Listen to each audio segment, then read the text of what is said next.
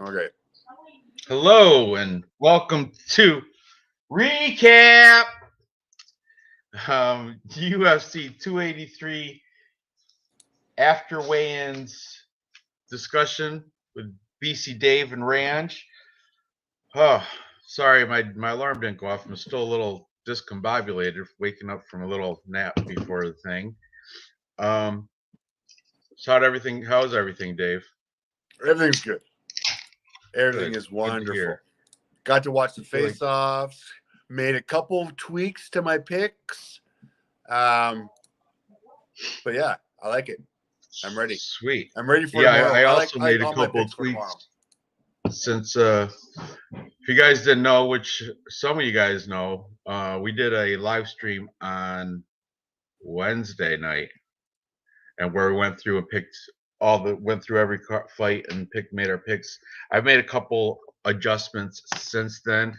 I did want to do this again after I watched my watch the weigh-ins and face-offs. Cheers.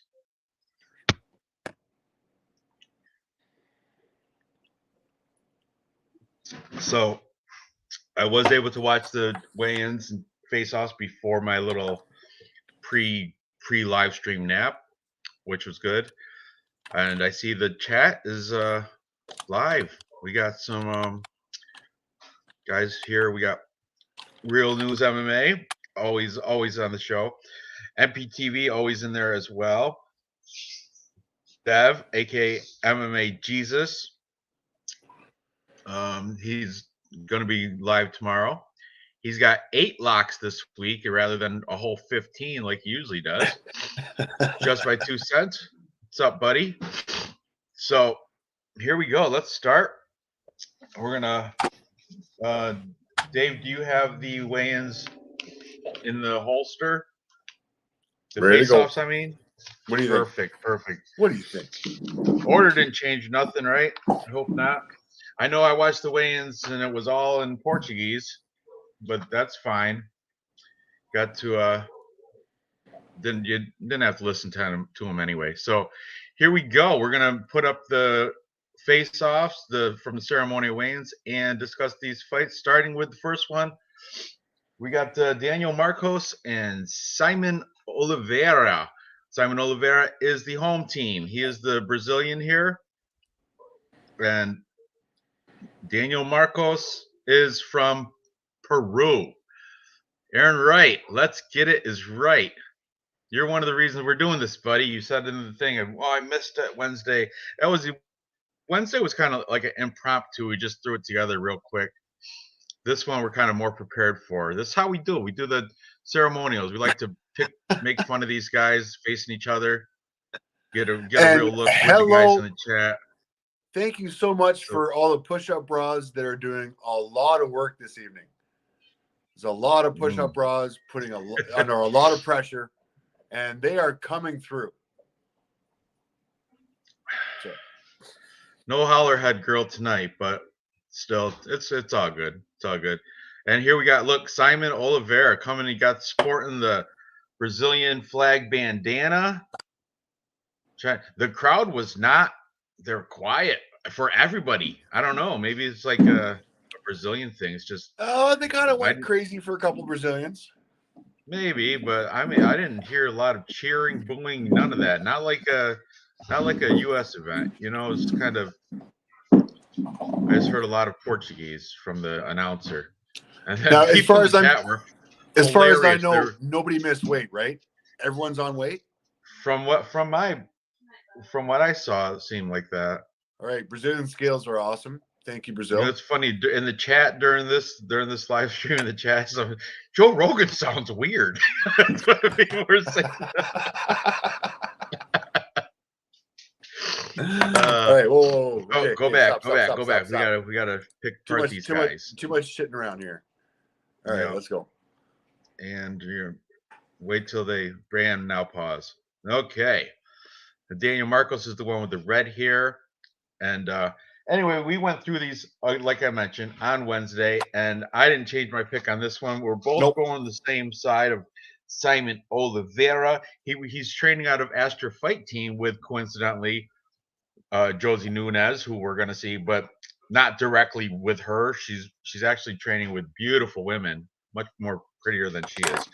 But this dude is training with this dude named Luis Rafael Laurentino, a PFL dude that's kicking ass over PFL. So good on him. He's coming off a loss to Tony Gravely. That's his UFC debut.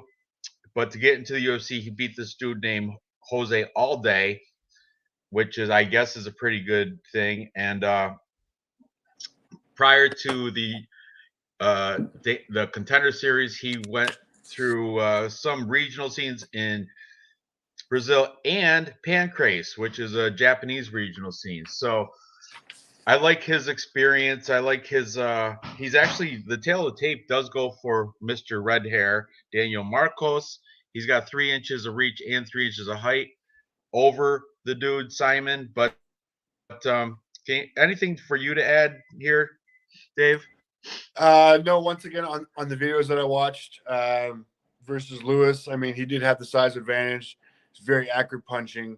He's got a good kick game on his feet, great leg kicks, but he's all stand-up. He's got a great variety of combos, but very much all stand-up. And as far as Oliveira goes versus All Day, I mean, he took too many hits. He took a couple spinning back fists. His open mat wrestling was a little bit weak, but he's got, like, once he gets this guy down, 11 sub wins. I'm picking guillotine choke. Second round guillotine choke. Huh. Daniel Marcos yet to see a loss, though. That's what bothers me. Because it's a bug right in my. But then again, if you look at he's fought been in a regional good, scene called 300 Sparta. Yeah. Spartans, like from the movie 300. I watched those videos of the 300 Sparta, and it was literally a junior high gym with 2 rows of, like, those white lawn chairs. A ring in the middle, 2 rows, maybe 30, 40 people. Okay, we're not talking a great scene here. All right, I could probably do more in my little homeschool town here. Yeah, right? I think 300 was a great movie. Good movie. There wasn't 300 people in the crowd. 300 Sparta. They didn't get 300 people. Did not get 300 people and like did not get 300 butts in those seats. Let's put it that way. Wonder what the gymnasium occupancy max was. 300. That's why that's anyway. Ooh, look at, there's a line movement according to Dave. He was like a plus 145. Now he's plus 115. So money is coming on the Peruvian flake, Peruvian Daniel Marcos. But I'm on the side and you're on the side. We're both on the side of Oliveira in this one. Moving up the card. I don't know if it's right order because you have what's her name next? Josie Nunez and Zara Farron next, right? Let me see what we got for Tapology. Tapology has, as the second fight, Nunez versus Farron. Okay, we went out of order the other day, or they changed it a little bit. That's all right. Let's roll those girls in here. The pretty girls. The pretty girls, yeah. Zara Farron will come in with a huge, like, 6-inch height and 6-inch reach advantage. She's a giant. She's been training at Team Figueiredo, which I suppose is good for her.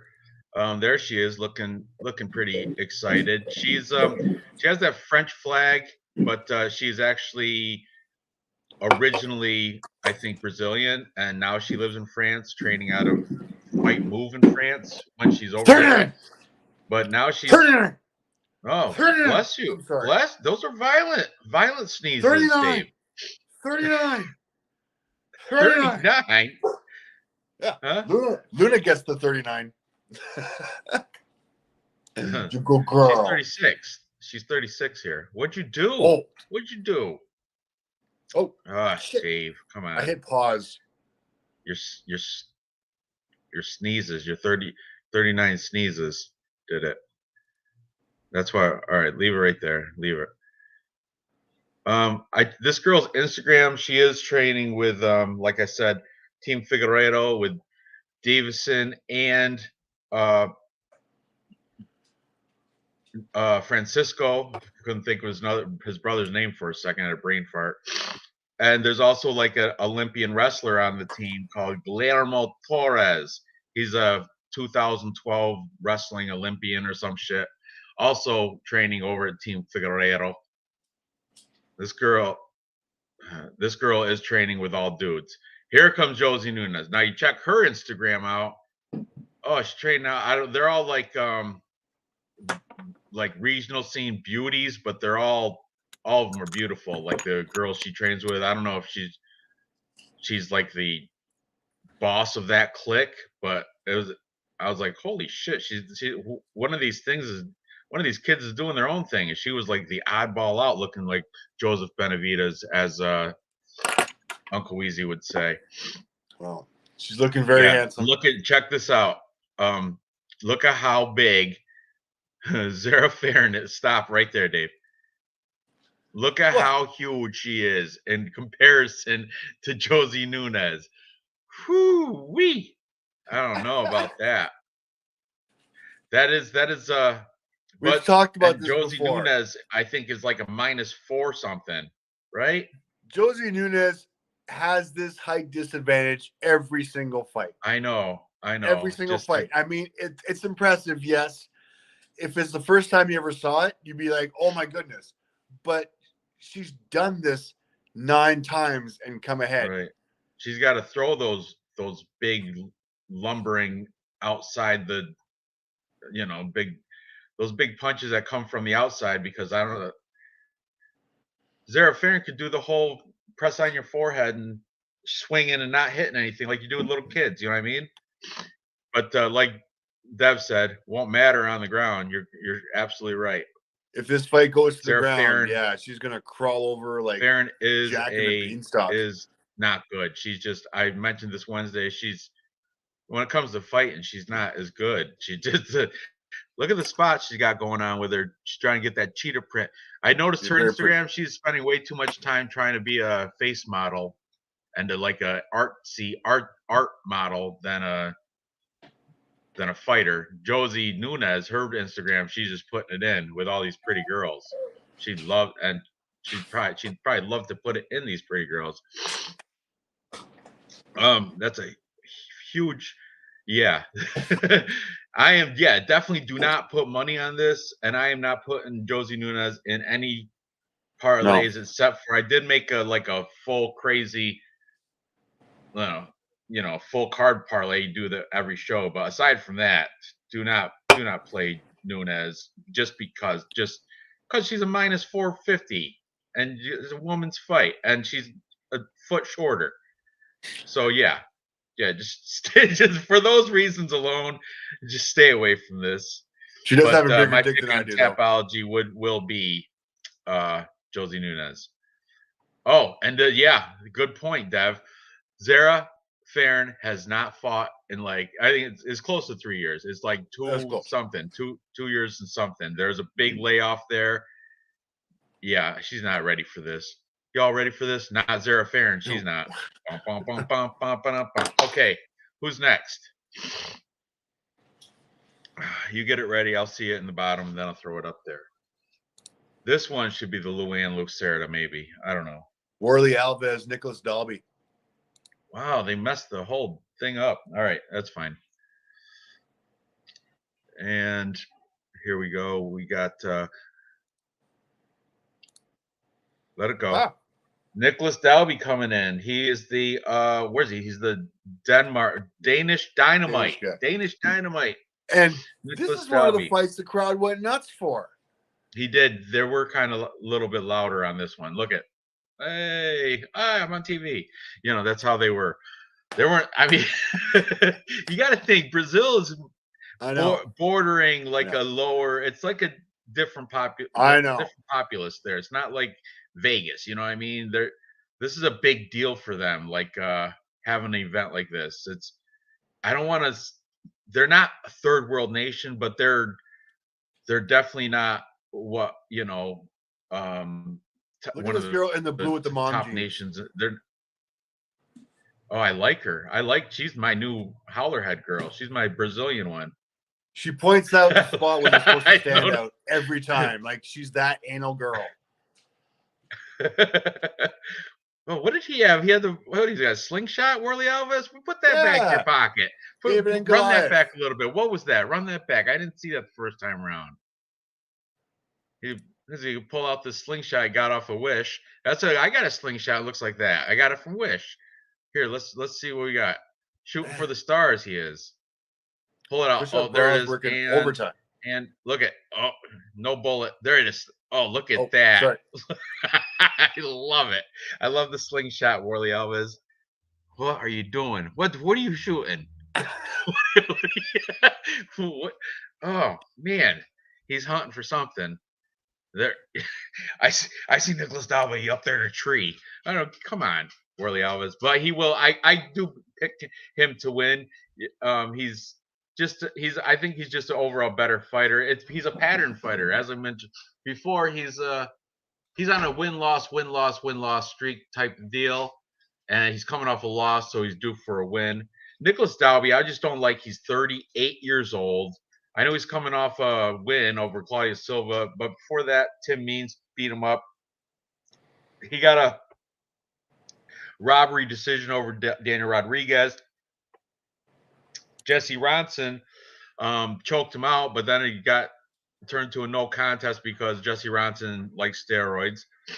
Here in Brazil, I think they all like steroids. Just saying, I don't think the USADA is as stringent down there in South America as I don't even know. It wouldn't even be USADA because that stands for United States Athletic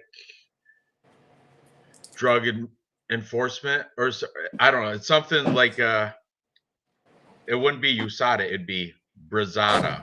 I don't know. I don't know.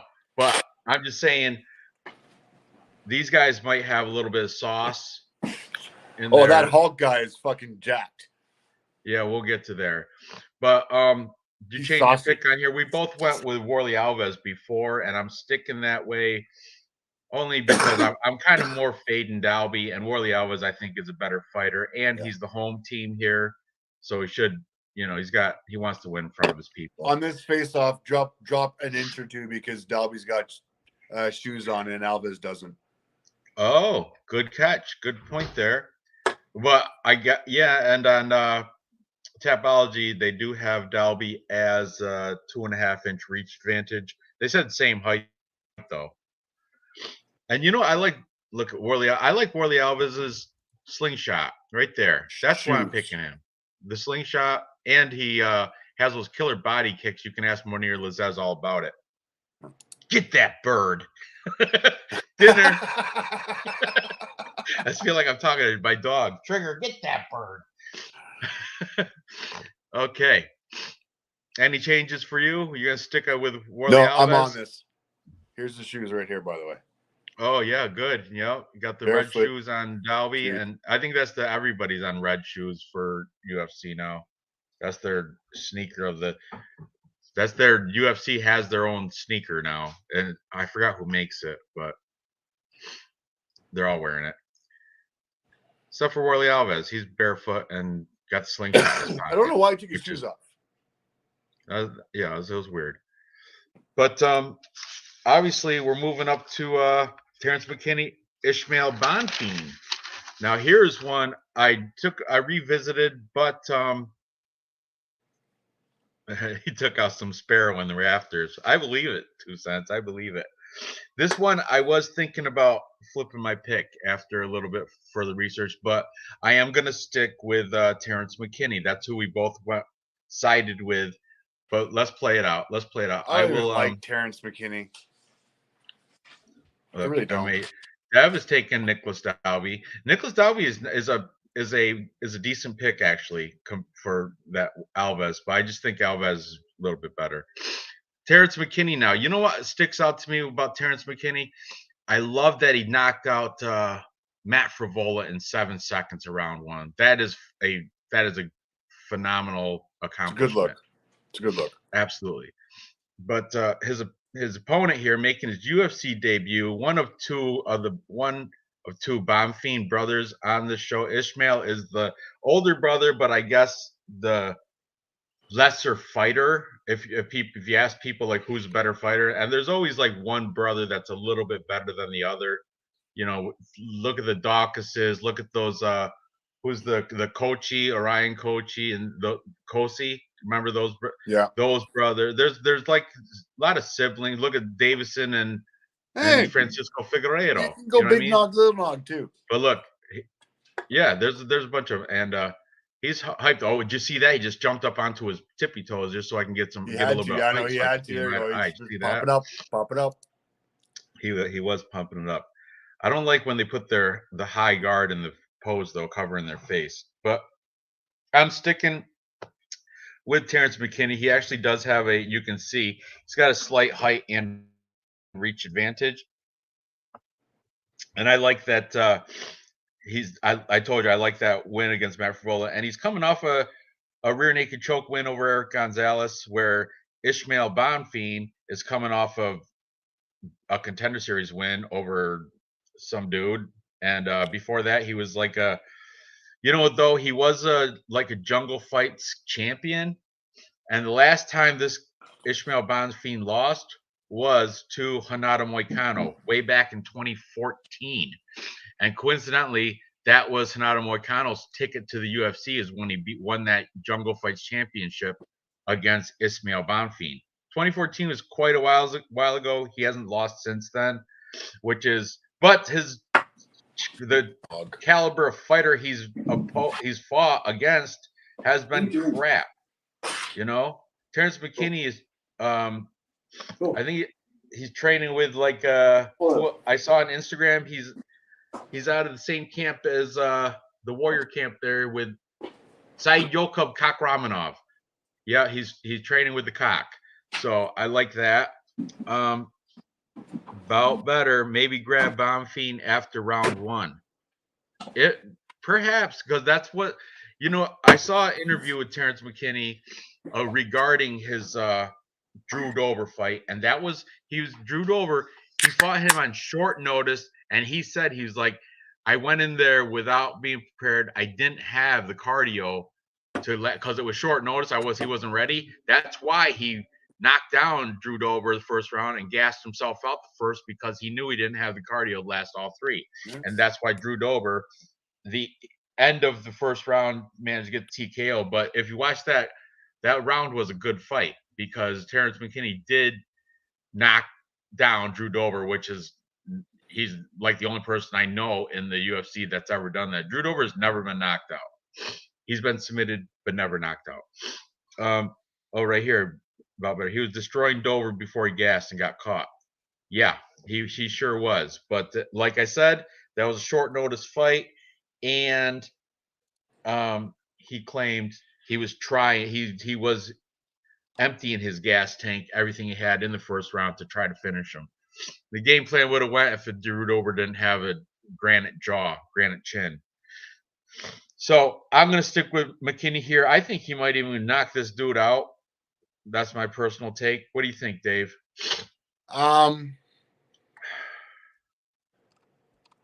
He's got the ability to. I definitely think he's going to win this one. This is the lesser of the Bonfiend brothers. I know we've already talked about this. I don't know how many times.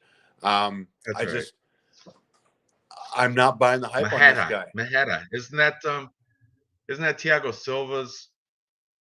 Isn't that somebody else's? Isn't that someone else's nickname too? Maheta, like Maretta.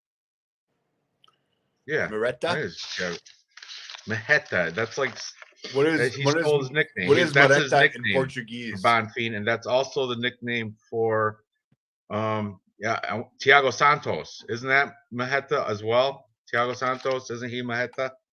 I don't know. It doesn't matter. Maheta is gonna take a L. So, moving up the card, what's next, Dave?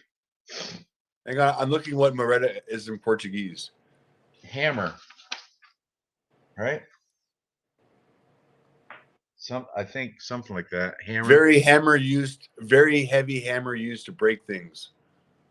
Yeah, he definitely stole that, because then Sledgehammer. Thiago Santos has the hammer, the big Thor hammer tattooed on his chest. Yeah. So Where's okay, Ismail Bonfim's hammer? It's in his pants. Gotcha. Sorry, Sledgehammer. My apologies. Hammer. I'm still going for T-Rex. Me too. Me too. T-Rex is gonna wreck some. All right. Up the card. Now what's next? Next we've got Luan Lacerda versus Cody Stamann. All right. Why don't you introduce this one? I have to go. I have to get some. This beer is not hitting very good. I gotta get something else to drink. Just introduce it. Very important. Guys, keys to this live stream. Beer is number 1. Luna? Well, Luna's number 2, but anyways, beer number 1. All right, guys. Jonathan Almeida versus... Is this what we got now? No, that's not what we got. My apologies. Hang on. Let me go back to it. Luan Lacerda versus Cody Stamann. Let's have a look at the quick walkout.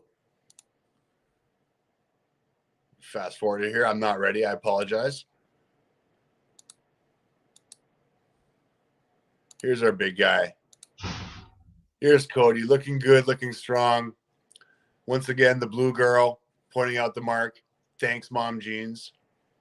Really appreciate that. Cody looking ripped. Coming on the scales. Oh, easy pick. Easy pick. I think when I watched this earlier, I think Cody, he gives a big F you, like, fuck you. Right there, I think it was. Right there. If you kick it back and read his lips, he's like, fuck you. Because he is in Brazil and he knows I think they're booing him because he's the American. Yeah, right there. That was definitely it. That was definitely, fuck you. That's right, Cody Stamann. Fuck you. So, anyway, Cody taking on Luan Lacerda, this guy. They love him. He's the home team, obviously. He's he's out of like Judo Brazil, LFA. That's LFA is most recently also Judo Brazil regional scene. But this dude he is a BJJ black belt and he's got 8-inch reach advantage, which is phenomenal considering only a 1-inch height advantage. He is the main training partner of Jose Aldo, which is good on you. That's, you know, the thing is Cody Stamann, Division II All-American wrestler out of Extreme Couture. Look at Cody Stamann. Got that mean, like that little baby pissed off face because he got booed. I like the whole when, you know, he's got like the, you know, I'm pissed, like that face. But Cody Stamann does have the Extreme Couture training camp with Eric Nixick, and it shows him training on Instagram with veteran legend Jake Shields, of all people, which I thought was pretty interesting. Extreme Couture is probably definitely top 5 gym. Top 5 gym, no matter how you look at it. But Nova União, where this Lacerda, with training with Jose Aldo, very good. And this kid Lacerda has only got 1 loss. I don't know when that was, and it was probably early in his career. Cody Stamann but the thing is, Cody Stamann's been losing to beasts, except for Jimmy Rivera. But he lost to Davishvili and Said Nurmagomedov in his last 5. Yeah, he does look pissed. Aaron does look pissed. Look at fuck you, fuck you. That's you saw it. You saw his mouth. He mouthed it to the whole crowd there in Brazil. Fuck you. And his Instagram, he's a big like duck hunter and shit. Cody Stamann's kind of like a redneck. He likes hunting and getting muddy and riding his 4-wheelers and training with Jake Shields. I don't know. I'm taking him just out of experience by himself, but on a betting standpoint, I'm going to stay kind of clear because he is like a minus 300 something, minus 300 favorite for Cody. Cody looked rough this morning, but should win. Yeah, they both made weight, so he looks good. But he looks good. But yeah, for real though, he did not come in here just for the vacation and hang out on the beaches in Brazil. He came out here to win his fight and go home. Right. But for real though, there's too many question marks behind this Lucerda. He might be a beast in train. I don't know. I don't really know. He came out of LFA. Can't say I've ever watched any of his fights. I don't know his I know he's a BJJ black belt I saw, and but aside from that, and I'm looking at his records, he's rear naked choke, heel hook, rear naked choke, guillotine. His last 5 all by submissions, and I did hear that he is a submission expert. So he is. But Cody Stamann is the better striker. If he keeps it on the feet, Cody Stamann should just coast and keep it on the feet, outpoint him, or maybe even search hit. He's a stronger hitter, I think, too. Get that knockout. And I think his defensive takedown, defensive wrestling, should keep him from getting taken down and submitted. But it's too gnarly for me on the odds, like minus 330 Stamann and plus 260 Lucerda.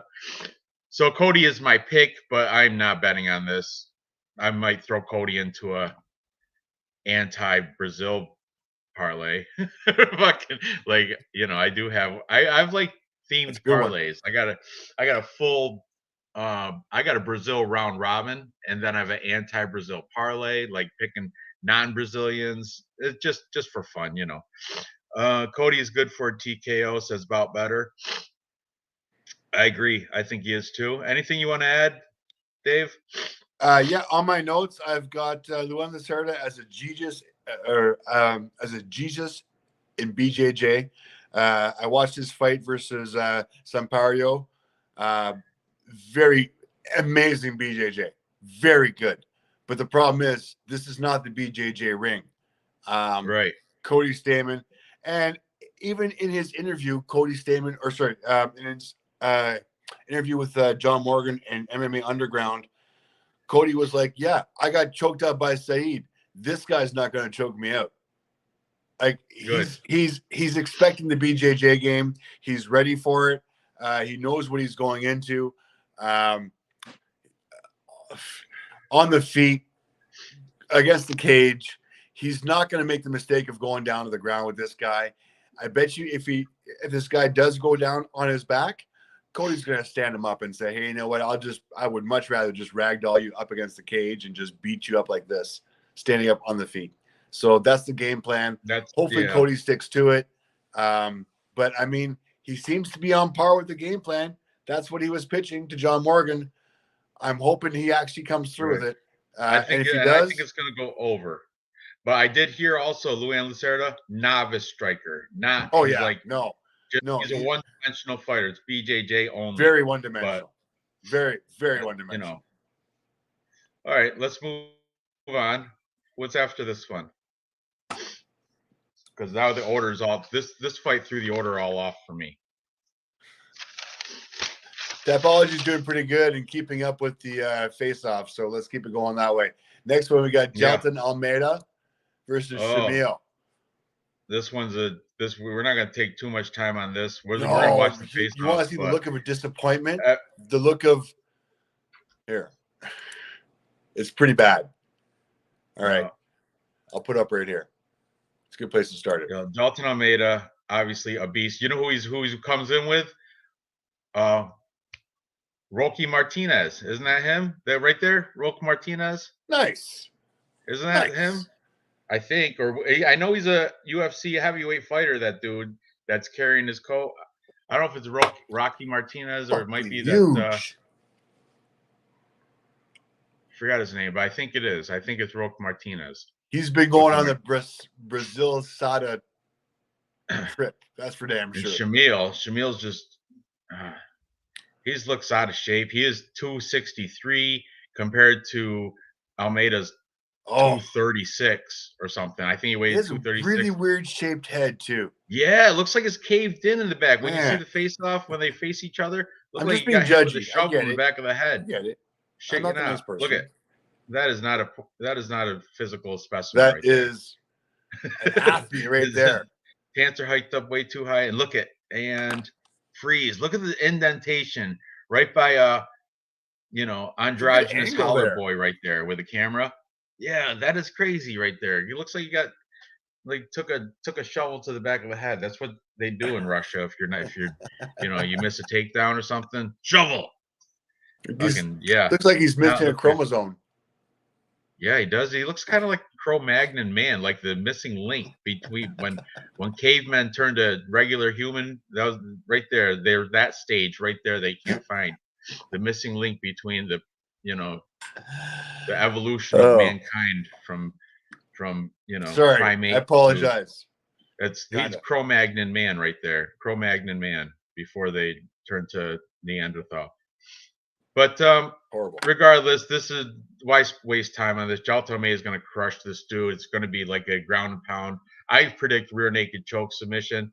Oh, that's a good right there. Did you see that? I know, like that was look at that looking right. It looks like I want to send him to the hospital and get that shit checked out and put him in an MRI or something. Look at the head. No, but look at the face. See the bald guy in the back. That was normal. Now look at this. Is not normal. That's not normal.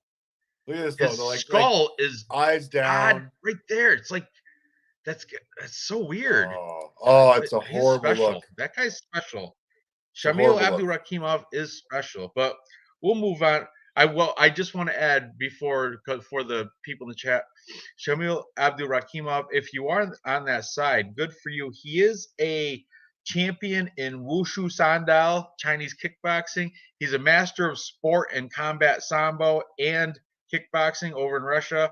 He's got the heavy style grappling. If there is a path to victory, it's somehow use that heavy style grappling, get a takedown, and just cover. You got an extra 30 pounds on the dude. You got an extra 30 pounds. Just push that weight on Jailton Almeida. He'll just bench press you off and fucking choke you out anyway. But still, that would be his path to victory, would be doing such. That's how he showed in his past wins. Back in 2019, he does have a win over Marcin Tybura, which is good. And he's beat Andrei Arlovsky. So there was, back in 2019, 2018, he was a contender. He was at that good level. Now coming off 3 back-to-back losses against Sergey Pavlovich, Chris Daukaus, and Curtis Blades. Not a good look. Jailton Almeida is going to run through this guy. However, once again, at minus 1,100, do not put money on here. Do not put your $1,000 to win 100. Makes no sense. All right. Moving up. What's we got? Up the card. Oh, here it is. Gabriel Bonfim, Monir Lazez. This is the younger of the Bonfim brothers. Oh, 2 cents parlay with Jailton KO and 1 with a sub. That makes sense. See, on Monkey Knife Fight, you can pick 3 random, anybody on the card for a knockout, and I'm going to make one. Jailton Almeida is going to be in those. You pick 3 people. If any one of them get a knockout, you win your money. And I think I'm going to put Jailton Almeida with a couple other guys I'm going to mention later, but he's the only one that we've come across so far in that 3 knockout potential bet. Anyway, moving up. This is the one I did change my pick here. Originally on Wednesday, I went with the undefeated younger Bonfim brother, Gabriel. I heard he is the better brother. And what I liked about him, these Bonfim brothers have a boxing background. They're professional boxing background. But we look at his last 5, all these submissions. His last win was a Von Flue choke in the Contender Series against Trey Waters. Before that, LFA, Darce choke against Eduardo Garvon. Before that, he has his only win by punches in the LFA. And before that, everything else, all previous wins were by submission of some sort. So 13-0, all by submission, except for 1. So he's 12 submissions, 1 TKO. Good look. However, Munir Lazez has already faced dudes that are, I think, at a better quality than Gabriel Bonfim. I mean, he took his only 2 losses. He lost to Warley Alves, as everybody knows. And he lost to Elder Eldarov, as I mentioned Wednesday. Eldarov has only lost once in his entire career. He's a Brave FC. And that one loss was to Khabib by decision in 2019. So Eldarov, he should be getting a UFC contract, but that's what I was thinking about it. I'm like, Munir Lazzez is a better quality fighter. He's beat Abdul Razak Al Hassan in his UFC debut. He's beat Angelusa most recently, and that's a good look. In the regional scene, he beat Sasha Platnikov. So the dude he's good. He's good. I like Munir Lazzez here, and plus money. This might be a potential t-shirt bet, Dave. Right? We got it. Let's see how they face off. Oh. Here we go. Oh, look at Munir Lazzez. Cool as ice. He's just smooth. He don't care. He's that flag is Tunisian. He's like, thanks, Mom Jeans. I don't hear nothing. I don't hear nothing. I don't really care because I'm still smiling. I'm slick as ice. I'm definitely cool. He's confident. I like that. He's got the strut. He doesn't care that he's in Brazil or not. No fans here? No problem. I'm number one. Munir Lazzez. I like that. And here comes the fan favorite in the other Bonfim brother. Quick, Gabriel Bonfim. Thanks, Mom Jeans. This is Mom Jeans is cute. I like her. Drive me nuts every time. Does need to be there. I wish he was closer to the camera. I wish he was in Hollerhead's position. But sorry. No, but these guys they match up pretty good. Like match up all great. the tape. You know what I mean? I guess Lazzez does have a slight to it. Look it. Oh yeah. Okay. Oh, okay. Yeah. I like it. They're both seem pretty confident. Gabriel Bonfim is, from what I heard, he's the slicker of the two brothers, and looking good they are. I like him standing up. I want to see him. No, I want to see him like just as they're standing up. By the way, some empty seats in the crowd. I'm not impressed. You would expect the crowd to be can't full. afford to go to these events in Brazil. Brazil is not like I was mentioning earlier. It's not like a very wealthy country. That a lot of people are struggling there. Crime rates high. It's it's a tough country. South American. These guys do face up really good though. Absolutely. It's a good matchup, Sean Shelby. Good job here. But get them standing before. Yeah, I'm willing to do a t-shirt bet because we didn't. Let's do this. I'm up for this. Let's do it. I'm going for this new kid. I'm all in on this Bonfim kid. I watched way too much tape on this kid just to. No, I'm all in. I'll do it. All right, good. I'm on Munir Lazzez because of the Eldarov fight. I'm there. Where's it? Gabriel? Okay, and Lazzez. Bonfim by sub t-shirt. This is what's going to win me the Tapology because every other bet we're even. We got the same picks except for this one. T-shirt bet. Let's go, Lazzez. As I'm wearing your beautiful hoodie, thank you so much. Yeah, that was from just put that out there. Contender contest. I might need it. You know what, Ranch? You can have a T-shirt. I'm full up on T-shirts. I need a nice hat. Give me a nice UFC hat. All right, you got it. If Gabriel Bonfim wins, you're going to get a hat. There we go. Something I can wear on the stream for you. Okay, that's fine. Fine and dandy. I still want a T-shirt. I'm not a big hat guy. You know what? I think I still owe you a hoodie. I gotta go back. I might owe you something. Anyway, I think you owe VCR Repairman a hoodie. You know what? I will hook that motherfucker up. All right, let's move up the card. I'm starting to get bubble guts. My guts are fucked up. So drink more beer. I know. Next. It's just not tasting good tonight. Gross. But I'm slugging it through. Pushing through with it. All right. Up the card. What's next? We've got Thiago Moises versus Melchizedek Costa. Okay. he looks different than his Tapology picture now. Yeah, his impetigo is gone away except for on his face. It's gone crazy. He's a white guy now. Yeah, he definitely he did something. He's taken that that medicine that you see on the infomercials all the time. Well, he's gone full on Michael Jackson. For huh? He's what? He's gone full on Michael Just play the Jackson. tape. Just play the footage.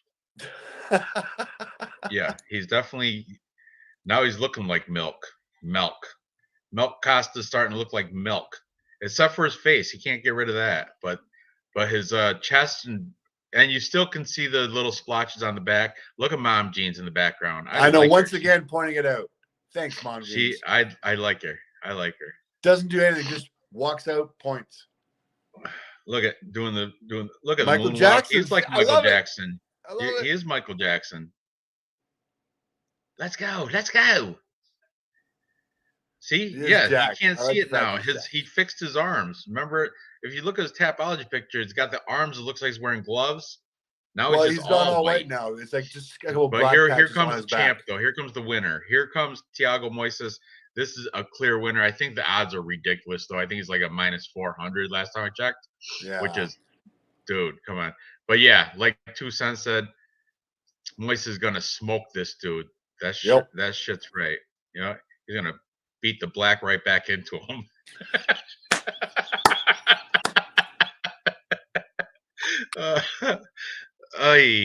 That's just cringy. Stop right there.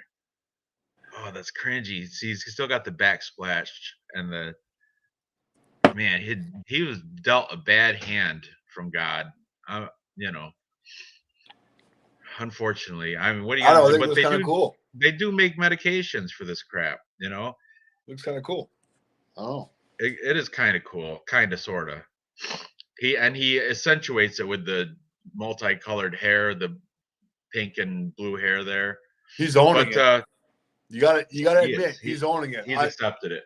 But Thiago Moises is gonna,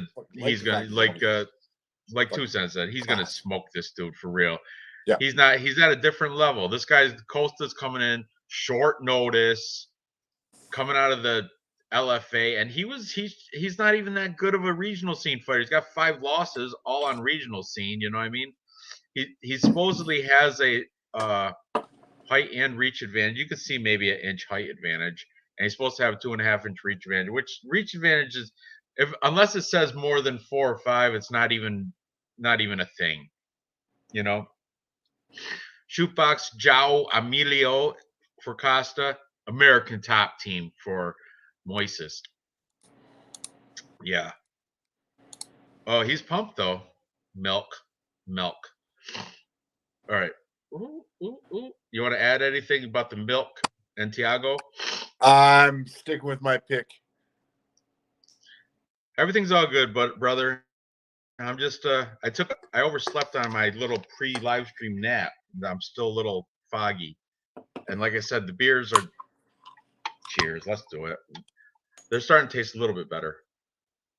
Just drink more, faster. All go down. They're just not hitting the same as usual. It tastes very bitter, like bitter beer face. But I'm good. There is something going through there's a bug going through the area. Hit your vape up. My daughter's got it. She threw up like 3 times today. Hit your vape up. It'll sell your stomach. It'll be fine. Okay. All right. Listen to Dr. Dave. Moving on, we have put you on the right path. We have RoboCop. This is closer than it seems. Gregory Rodriguez taking on Bruno Ferreira, Little Hulk. Bruno Ferreira is coming in for Brad Tavares. Yep. And Gregory Rodriguez, I think he might be a little quick to come back off that Chidi and Jaquani victory where he showed everybody his skull. Like you can see the bone, which is interesting. But he's going against the undefeated dude in Bruno Ferreira. This dude, Bruno Ferreira's got a judo and BJJ black belt. He's 9-0, all finishes, 6 TKOs, 3 submissions. But the Evolucao with that's Bruno Silva trains out of there. Evolucao Thai MMA.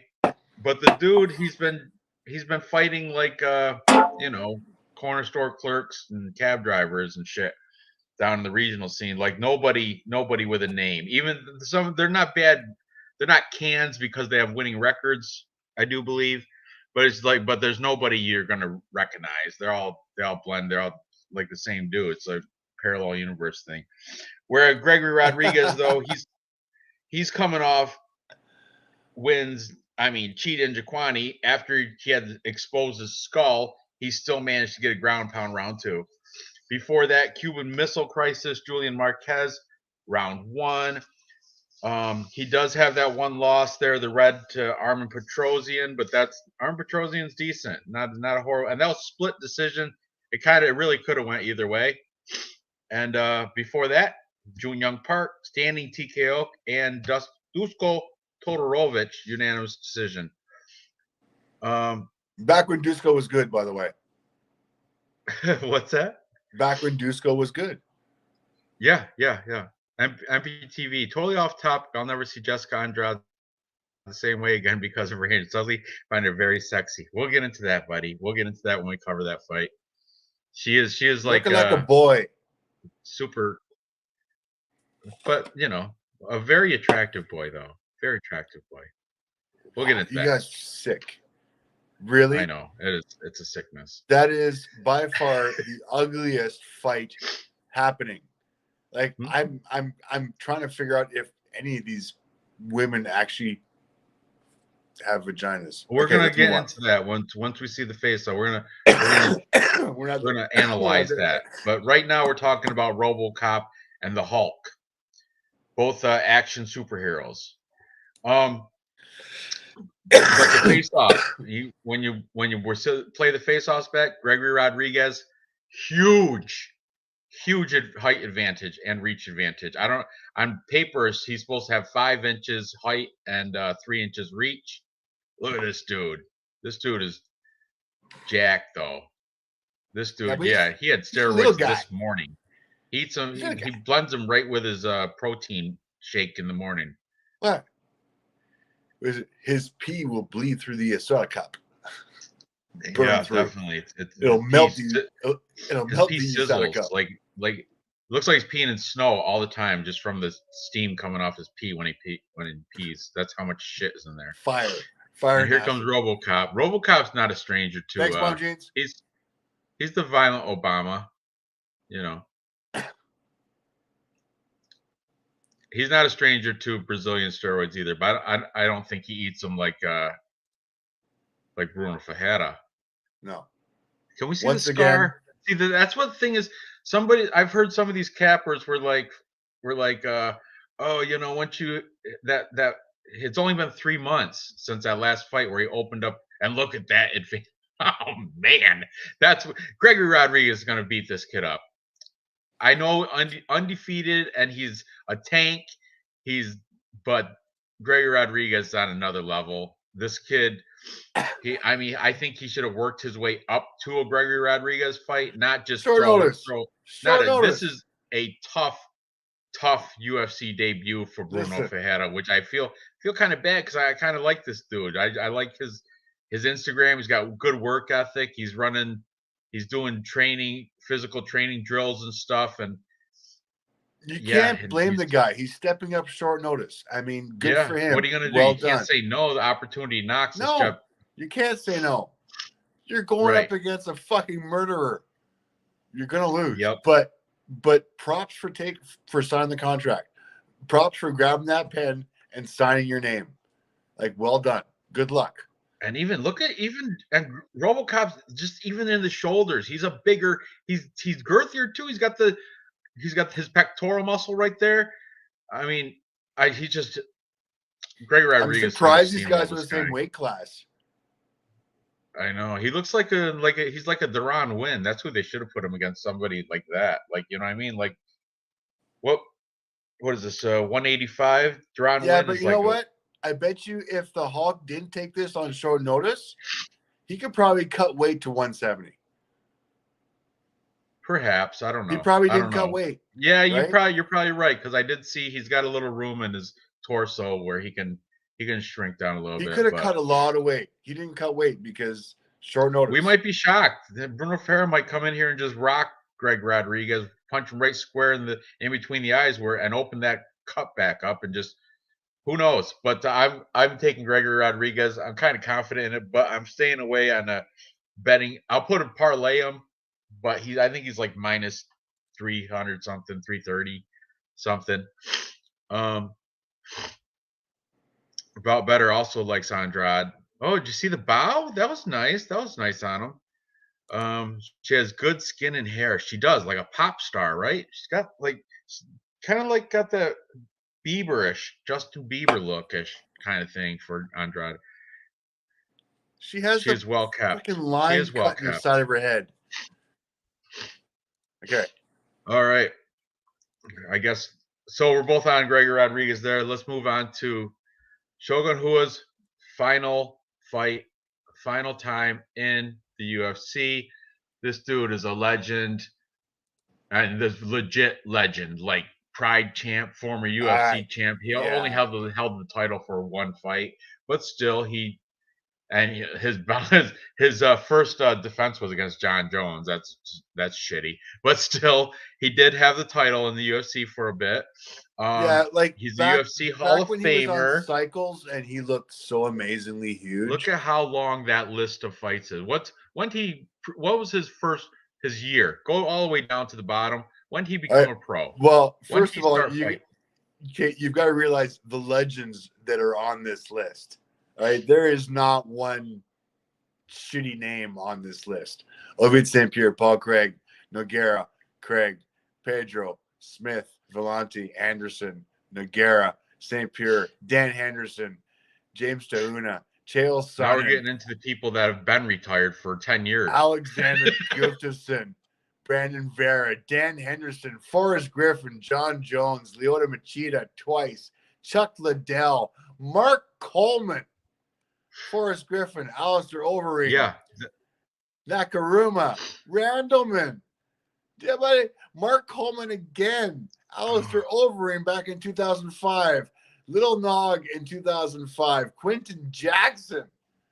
I mean, come Rampage. on. And that's when we go to the Japan scene where he was in Pride.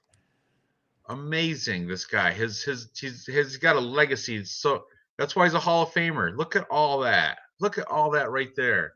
What's the bottom one? When did he start? His original fight was in 2002. Wow. Over 20 years of getting your head beat in and kicking people's asses. But by legends. Yeah. Every single fight are legends. Good on you, Shogun.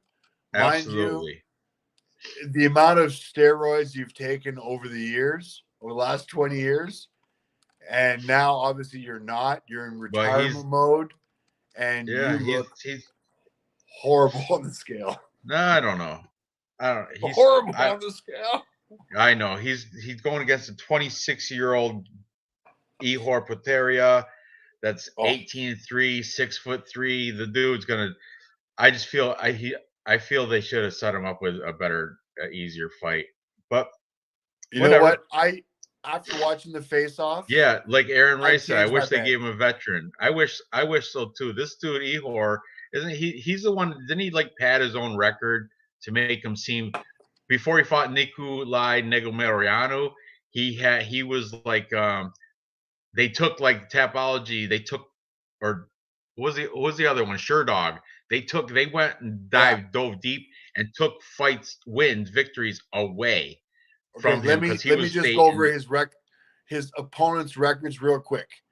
1-6, 3-2, 1-2, 0-0, 5-6, 0-0, 1-9, 17-18, 0-0, 0-3. He's got one with 11-5, 5-2, 8-0, 12-1. So I mean, besides his last 1, 2, Three, 3 4 fights. He's been 4 just fights. can crushing. 4 fights. The rest are very much sus. Yeah.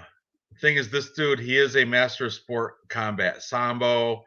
He's he was training at the Lumpini Muay Thai. That was a like Ukrainian gym, but Yeah. now I want to say he's over at ATT, American Top Team. I saw something on Instagram where he arrived and it's his first day and he's walking into the gym at American Top Team.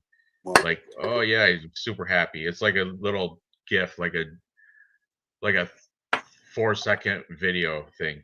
But anyway, I don't know. He is kind of a bum. He's a bum, like you said. He's a can crusher. But And watch the his UFC face-offs. debut, he got knocked out by Nico Yeah. Negomariano. So, I mean, if this was Mauricio even 3 years ago, I would take Shogun. But now Shogun's already he's been retirement mode for a while. You look at his Instagram, it's just his nice cars, his nice house, his beautiful wife, his beautiful children. He's got 2 daughters, and nothing of him in there training hard or anything. And he's coming off 2 losses. Just that's why I gotta pick the younger, the 26-year-old 6'3" power puncher. I imagine he's gonna probably, yeah, Ihor, Bumi or Ihor. I hate to say it, but Shogun's probably gonna go finish his career off a loss. I'm gonna stay away on a betting standpoint, but of course I'll pick him on Tapology, Ehor, and I'll probably put him in a parlay just because the odds aren't that. I mean, he's minus 200, but gross. I don't like it. I don't think Shogun will hurt Ehor. I don't either. That's unfortunate too. If they could have signed Machida back for one more fight with Shogun, Machida's even more washed up than Shogun. Nice ice Viking, nice. That is a nice statement. But yeah, Shogun. It's just he should have been retired a while back. So I'm gonna go youth here. Take the bum out of the Ukraine, Ihor, and he did come in face-offs with the face painted. And there was an intense kind of stare down. They got nose to nose. Let's watch it, Dave. Yeah, I mean, I picked Rua first, and then after watching these face-offs, I switched. I looked at, honestly, Shogun, I'm looking at your body style, dude, and I think I'm in better shape than you are. Like, literally. I'm sorry, dude. If I look at myself in the mirror, I think I look better than you do. I'm sorry, dude. And you're going to MMA fight. So, and especially against a Ukrainian guy, look how he comes out. Shogun looked right there. Looks kind of like Look at this motherfucker. Look at this guy. Thanks, Mom Jeans. Shut up. Yeah, he's got the Ukrainian flag painted. You know their UFC's banned, like you can't bring in your nation's flags now. You know, that's been a thing for a while. Solve that problem. No, but you can still paint it. You can still paint it on your face, but he looks good. Yeah, he does. He does. Bum. He's a bum. But look at Shogun. I mean, honestly. I mean, and Shogun is a legend. I mean, I've been watching him since Pride. I remember watching him in Pride. I know. He looked a little bit different. Good. And thing is, he's 41, but his knees just hurt him going up those stairs. Like, and he's got I'm in better shape than he is. I heard other handicappers saying it's like fight years are kind of like dog years. It's like 7 for every one. And he's been fighting since 2002. So that's over 20 years. 20 times 7, that's 140 years of dog. He's like 140 in dog years. Dude, Shogun, I love you. I'm in better shape than you are. I'm sorry. He sees the writing on the wall too. He's like, oh, this guy paint. I'm 48. Face paint. Dude, I'm 48. Let it play out. Let it play out. Let me see. I feel bad for you, man. And I picked you. I picked you until I watched this. And I went, Yeah, oh but my I will God. hand it. I think Ihor respects the name. I think he kind of. I mean, I don't like calling any UFC fighter No, a you bum, but don't. I think He's a legend. Dude, but 2002. he knows. Ihor's not stupid. He knows. But But I'm just saying, if he was fighting anybody of it, if he was fighting Shogun, even 5 years ago, look at he'd get. this. We're not cutting weight. I know. We're not cutting weight here. Come on. There's 10 I know pounds, I right? think they're both right at 205, 205 and a Yeah, half. I know. I'm 198. And Shogun, dude, come on, man. Get rid of this. Right there. You're fighting at 185. You're not fighting it. Come on. No, Really? he's fighting light heavyweight, 205. You're a legend. Shogun, you're a legend. I Ugh. appreciate you. Have a nice retirement. I apologize for the trolling. Got the fresh cut though. I like that. That's good. Went barber. Anyway, Illinois Bigfoot is claiming Shogun never looks at opponent's eyes when he faces off. Well, he did today because he knows. He's like, you're the guy that's gonna put me in the coffin. All right. Next we have Bear Jew, and he said it in Portuguese too. Like he's a Bear Jew, Paul Craig, taking on Johnny Walker, Brazil's own Johnny Walker, but Johnny Walker now out of SPG Ireland, married an Irish girl. They have that Brazilian flag there. Might as well put that as an Irish flag because now he's definitely he loves John Kavanagh. He loves Ireland. He lives there now. He's settled in. But this is family reunions going back to his roots. Probably saw his grandma. Look at crazy eyes. That's how the fighter he used to be until SPG Ireland got him. SPG Ireland, then they tried to remold him into like a technical fighter. Look what happened against Thiago Santos. That's why I got to fade the dude. Horrible fight IQ against Thiago Santos. And man, he's a specimen though. He looks good though. He sure does. He sure does. And when he came onto the scene, people were like, "Look out, John Jones." I shit you not. They were like, "Look out, champion. Look out, champs, because this kid's for real." But then he showed he's got poor fight IQ. Just look at his last 5. Okay, he lost to 5 fights ago. Lost to Nikita Krylov by this unanimous decision. Then he beat what are you doing, Dave? Oh, okay. Then he beat Ryan Spann, who Superman Spann is like give and take. He's decent when he wants to be. Other times he can be like a fish in there. So he's got the TKO round 1 over that. Then he had that horrible loss to Thiago Santos where John Kavanagh was in his corner saying, "Oh, you're up. You're winning this by points. You're winning the judges." He lost by unanimous decision. So liar. Okay. Then he fought Jamal Hill. Jamal Hill got an overhand right in round 1. And I was like, that is the end of Johnny Walker. But it was the end because he came back and rear naked choked the other Hulk, Ion Cutelaba. Ion Cutelaba, which, I mean, Kutelava's gone down the drain too after the back-to-backs with Megamed and Kalaev and the whole, I was faking.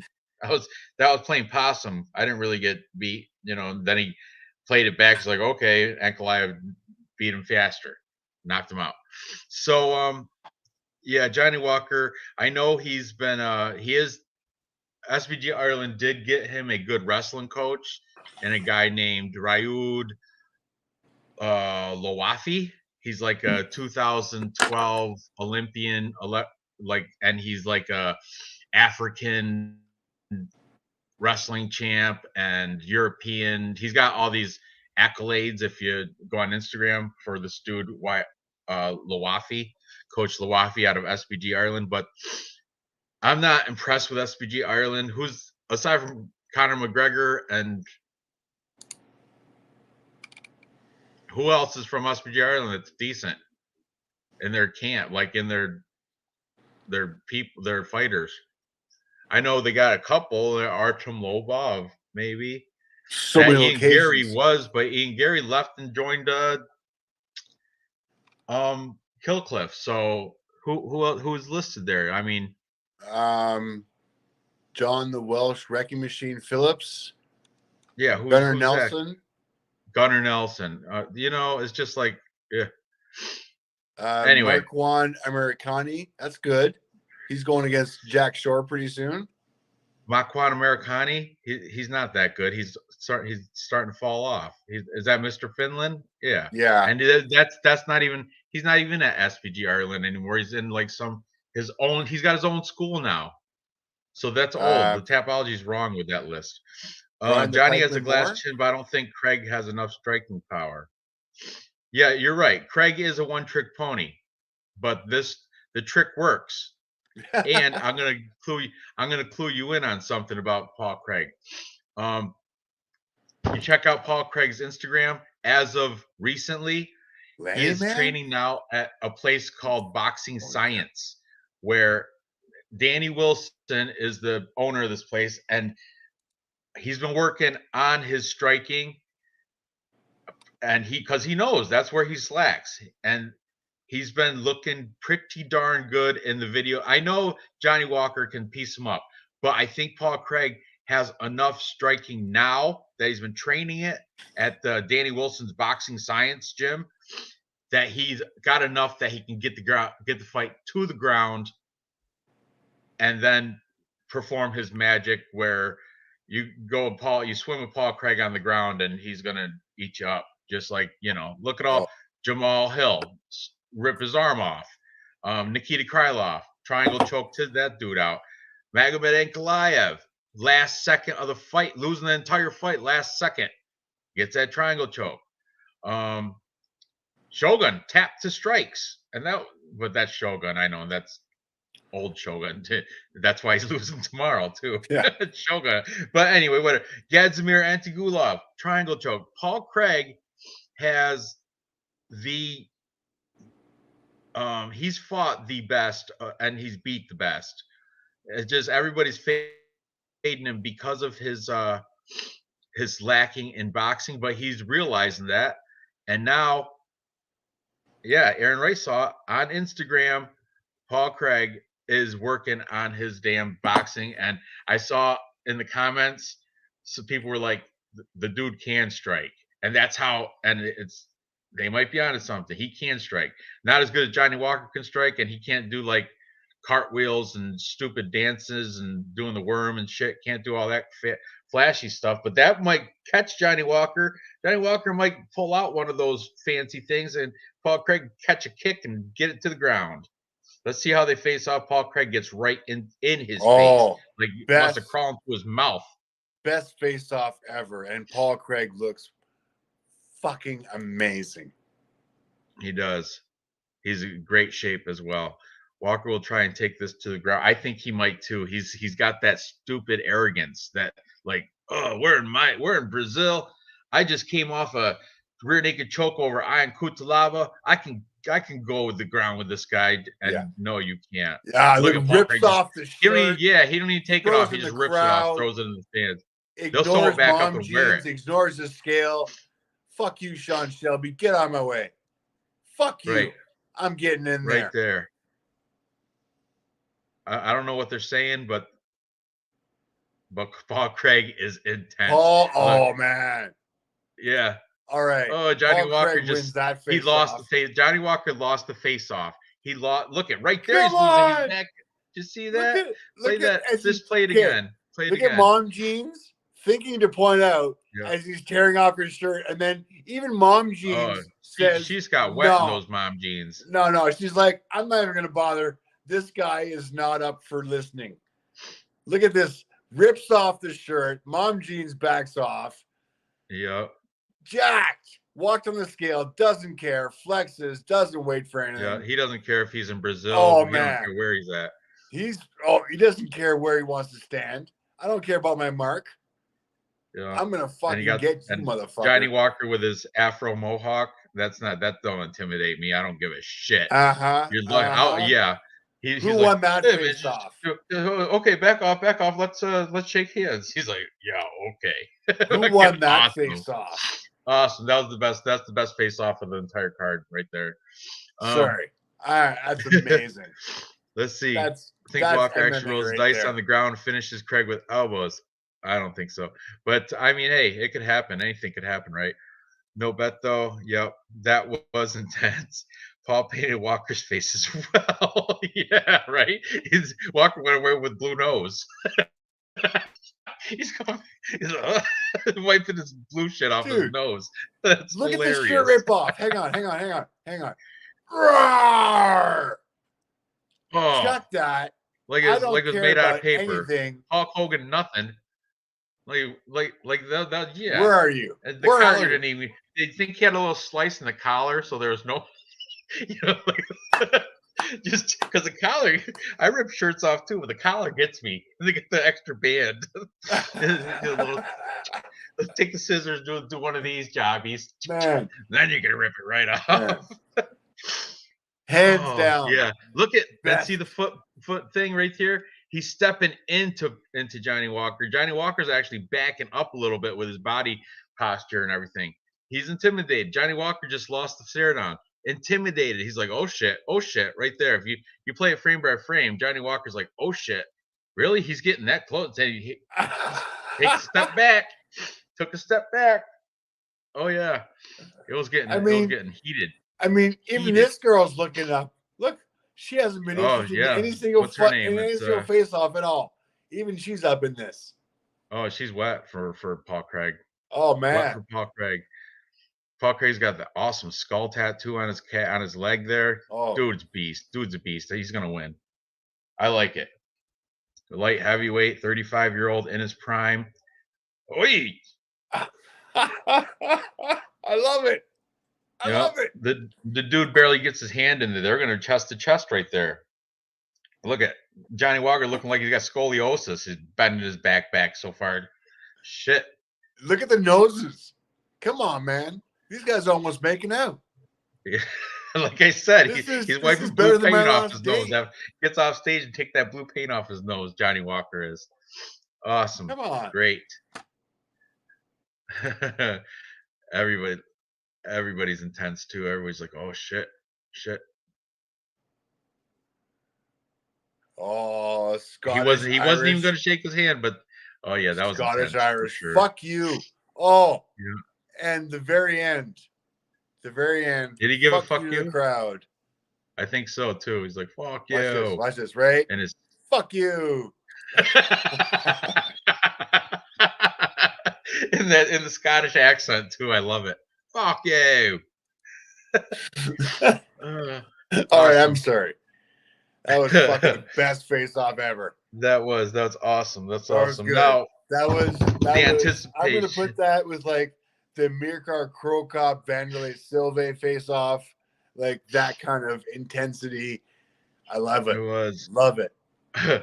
Now, what people are the beautiful androgynous Andrade, Jessica Andrade, taking on meth mouth Lauren Murphy. So, Jessica Andrade. Let's just hold on. Let's look at she's a handsome girl. She's a very handsome girl. She's got the handsome girlish haircut. That picture doesn't even do justice for her. You ought to see her on Instagram looking like she's in a boy pop band, like a boy band, pop boy band. But anyway, you don't have to go, well, fuck it. You're on it now. She does. I'll wait till you get the shit up there. But I'll go through. Jessica Andrade's coming off. She's 3-2 in her last 5, whereas Lauren Murphy, the underdog, is 4-1. Lauren Murphy's last 5, the only loss she has is against Valentina, ground and pound, round 4 in a 5-round fight. Round 4, Jessica Andrade, she has a loss to Valentina by elbows from the crucifix in round 2. I'm just saying, if you want to play MMA math, Valentina pieced her up. I mean, Valentina handled her a lot faster than she could handle Lauren Murphy. All right. That's a boy. And she also, getting getting, tightening That's it a up. boy. It is, which told you, very androgynous, handsome female right there. I'm jealous. She's picking up more girls than most dudes. Well, she has a bigger dick than you. Probably. Oh, what's up with the ear? I don't know if I like that. Is that cauliflower ear or is that I don't know. Oh, that's like is that one of those high up there earring type things? It's like a little bum. Anyway, since you got her up, wait till you got to play Lauren Murphy, because Lauren Murphy, 39 years old, looking fabulous. I'll wait till you get it up there. Look fast. But back to breaking down Andrade. She's also lost in her last 5. She's also lost to Rose Namajunas. Okay. Little hot tip. Lauren Murphy, who's she working out with? Who's she training with on her Instagram? You got it up there, Dave? Yep. All right. First off, where am I looking? Look at. I'm going to show you. Look at the Look at that. This is recent, right? What's the date on this? Like a week or 2 ago? Dude, I don't know. Lauren Murphy right here, a week ago. looking top tier, looking like a top tier. As long as she doesn't smile, she looks good. As soon as she smiles, though, she looks like a frog. But anyway, she's looking good right here, Lauren Murphy. The she abs. Looks good if you cover her face. Yeah, but I'm saying she also the bigger girl. She's got 6 inches of reach, 4 inches of height. The abs are looking fantastic. Her supplement, her protein program, which she definitely flaunts a lot, is on point. And then scroll down a little bit. Scroll down. Look at see the one with all the girls in the background. Both those two. Let's look at that one. That one's. We got Miranda Maverick in there. There's a couple murderers on this fucking picture. Look at. Oh my god. 1. Rose Namajunas. 2. Rose beat god. Jessica Andrade. Really? Okay. Yeah, look at Miranda Maverick. She needs some help too. But anyway, this is the people Genesis Training Camp. It's like affiliated with Team Elevation. This is who she's rolling around with. Jessica Andrade is getting haircuts and starring in a boy pop band. Lauren Murphy's putting it in with these girls right here. And go to the next one over. Next one over. Oh, who's that? Raquel Pennington, right there in the snap dab in the middle. Also beat Jessica Andrade. If you go back in Andrade's fight history, she took a loss to Rose Namajunas, took a loss to Jessica Andrade. Rocky Pennington. These are girls that have already beat, like go down. There's a red with Rocky, I'm sure. I saw it earlier. I'm just saying, Jessica Andrade is known for being the aggressive power puncher and all that. That was 2015. I'm just saying, it's still happened though. See the speckled red there? I'm just saying she's not flawless. I get it. Yeah, I think Lauren Murphy, a lot of people are underestimating Lauren Murphy on this. All I'm saying, she should not be a plus 370. I think the line should be close. I still think Jessica Andrade will beat her. Who's that? Neil Magny? Yep. Yeah, you're preparing. You're getting ready. Both of them. We'll get into Neil Magny too, because he's unsettling too. But anyway, I know. He's fucking. I don't like his fight. Okay, I heard someone compare Murphy to the terror dog from Ghostbusters movie. I totally can see that. But then, man, I will tell you that picture, that recent picture of her body, Lauren Murphy's looking prime. And the thing is, 6-inch reach advantage, 4-inch height advantage. Yeah. Look how they.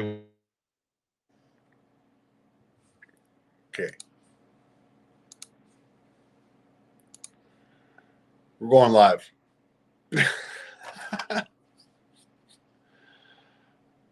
Look at the boy. Give him a skateboard. And I'm telling you,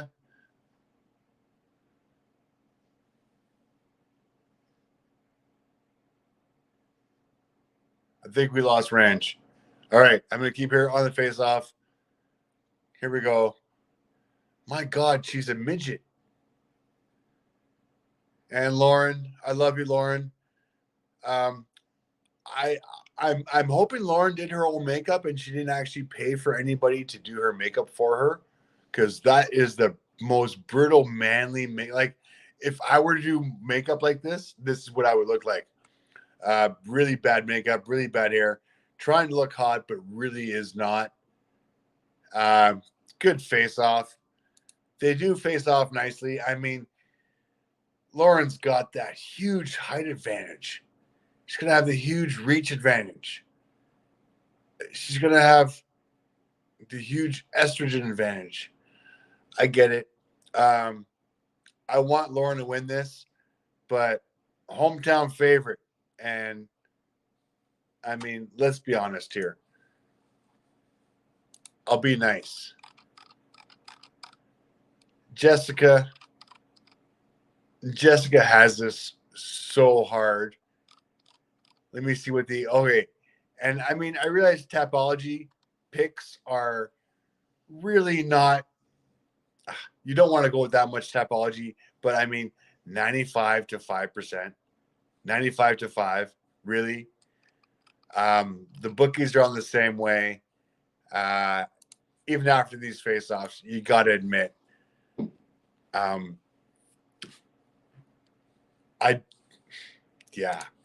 Jessica's got this. Good face-offs, though. You know, respectful as far as women face-offs go. Next, Gilbert Burns versus Neil Magny. Hopefully, Ranj will come back to me at some point in time.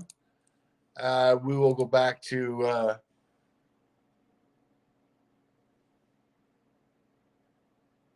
all right. Ranj just texted me. He's coming back. I'll just stall right now. Next fight, Gilbert Burns, Neil Magny. Once again, a tough one. After, you know what? I kind of had Gilbert Burns checked out after his last, or before his last fight. And after watching his last fight against Kazmat, you got to admit, I mean, this guy is a legend. I mean, if he has a fighting camp, he will put himself up for whatever needs to be done. And right now, Neil Magny does not seem nearly as much of a mountain as Kazmat was to climb. So Gilbert Burns, first of all, ranked number 5 going against ranked number 11. Let's go over Gilbert Burns' record real quick. His last 3 fights, yes, he lost against Kazmat, but I mean, he's the one who made Kazmat seem human, which is a real big hit for Kazmat's career. Previous to that, Stephen Thompson, easy win. Before that, his loss to Kamaru Usman. That was Kamaru Usman. Yes, at the prime of Kamaru Usman. Previous to that, Tyron Woodley, he put Tyron Woodley away as he should have, crushed the can that he should have. Same thing with Damian Maia, did not get submitted, was able to stay away from the submission junkie, and able to put a win. Before that, even got wins over Gunnar Nelson, Alexei Kuchenko. I mean, I'm sorry, I'm a big fan. Gilbert Burns, he's got hair here. He looks good. This is an old Tapology picture. Anyways, let's go over quick Neil Magny real. Sorry about quick technical difficulties. Sorry, I kicked out Wi-Fi. You know, I got a notice on my computer saying, "Hey, you're running Windows 9 or some shit. You better upgrade. You better get a new computer and upgrade to Windows 11. Otherwise, we can't do the updates." I'm like, really? I gotta go buy. So now I gotta get a new computer that can handle Windows 11. I just got this notice last week. I'm like, thanks. Anyway, do you want me to introduce you as to what we're going through? All right, we just went over Gilbert Burns' record, everything, and we're just about to hit over. I was still talking about Andrade, but anyway, let's hold on. Let me catch up with the chat, okay? I'm gonna remove this quick. All right. Okay. All right, back on Andrade. Andrade punches like a man, Sure does. Go get another beer. Go ahead. Then you guys start talking about Burns. Andrade has her OnlyFans. Yes, absolutely, she does. I wouldn't pay to see it, but still good. And everything else is regarding Burns and Magny. So, okay. I'm sorry. Sorry, guys, that I got kicked out from my shitty Wi-Fi and my old ass Windows 8.1 or whatever. But now, well, let's talk about Gilbert Burns, the Reinhold, Neil Magny, Haitian sensation.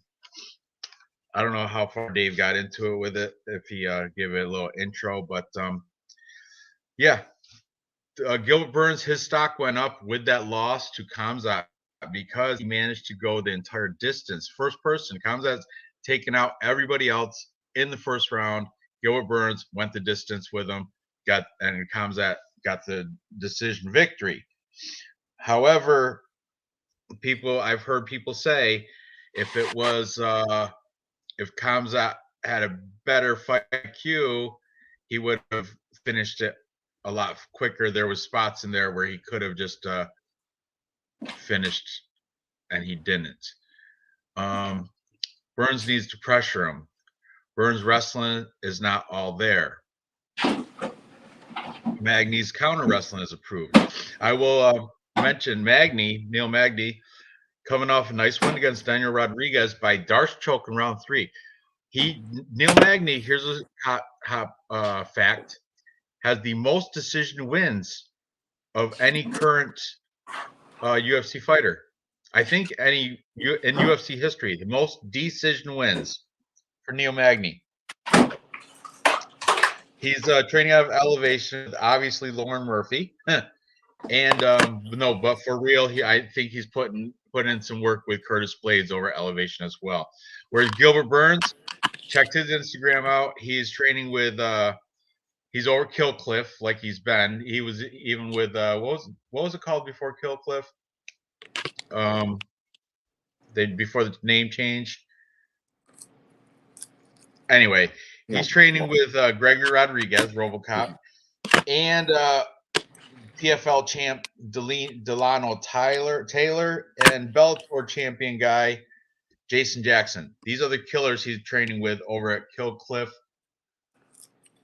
What was Kill Cliff's original name? I forgot. Man, it's right there too. Stanford Stanford MMA. Was it Stanford? Well, it doesn't matter. It doesn't matter. It's Kill Cliff now. Okay. Gilbert Burns does have that wrestling style fighting. He's 3-2 in his last 5. His only losses, Khamzat, and he lost to Kamaru Usman ground pound. That was a good fight too, though. He even rocked Usman a couple times in that fight. I remember watching it. He did beat Wonderboy Thompson. He beat Tyrone Woodley, and he ground and pounded Damian Maia round 1. Very good for Gilbert Burns. Neil Magny's last 5. Lost most recently. Beat Daniel Rodriguez Darce choke. Looked great. He lost to Shavkat Rakhmonov, guillotine, but Shavkat Rakhmonov, top tier, top shelf guy. Before that, he beat Max Griffin, hands of steel, Jeff Neal, and he lost to Michael Chiesa. Huge reach and height advantage for Neil Magny. 5 inches of height, 9 inches of freaking reach for Neil Magny. Okay, Burns took a beating in that fight. Yep, Burns can hurt him and clinch work. Took years off his life. Yeah, there is some damage there. Dave's running. I'm gonna keep going through the chat as Dave runs this feed. Go ahead, Dave. Play it. And this fight's so greasy, I think Magny about to get robbed. He may. Gilbert Burns, home team in Brazil. You gotta consider that. And all these fights, you gotta consider Brazilian judges, Brazilian crowd. I'm not judges, but I'm saying the judges will be the same losers that come to judge everything. But still, Brazilian crowd in Brazil. Gilbert looks 10 years younger this week. Scares me. Yeah, but we'll get into that. Yeah. Burns lost to Dan Hooker bothers me. That was a while ago though, wasn't it? like a couple seasons ago, Ages. I want to say. Dev, who you got Thanks, in Mom this? Jeans. Burns via TKO. And yes, Illinois Bigfoot. Burns did go to war with Kamzat. Only person not getting finished by Kamzat. Went the full decision. Yeah, look at him and Timon Oliveira have the same headband. Oh, you wearing your headband? Me too. Good. Me too. Burns via TKO. We don't know how great Kamzat is. He is great though. MPDV. Dev, I thought you had Magny. I don't know. There is you can see a little bit of 5-inch. I see the 5-inch reach advantage. Oh yeah. And Magny is that long, lengthy striker. He's not like he's a decisionator. He's a point, as I mentioned, most decision wins in the UFC history for Neil Magny right now. So Kamzat versus Colby. I'd like to see that. I think Kamzat run over Colby Covington, but okay. I got scratch off on Magny. I don't blame you. What's he at? Plus 350, Neil Magny, right? I think so. We haven't even looked at odds. There you go, Dave. Pull it up quick.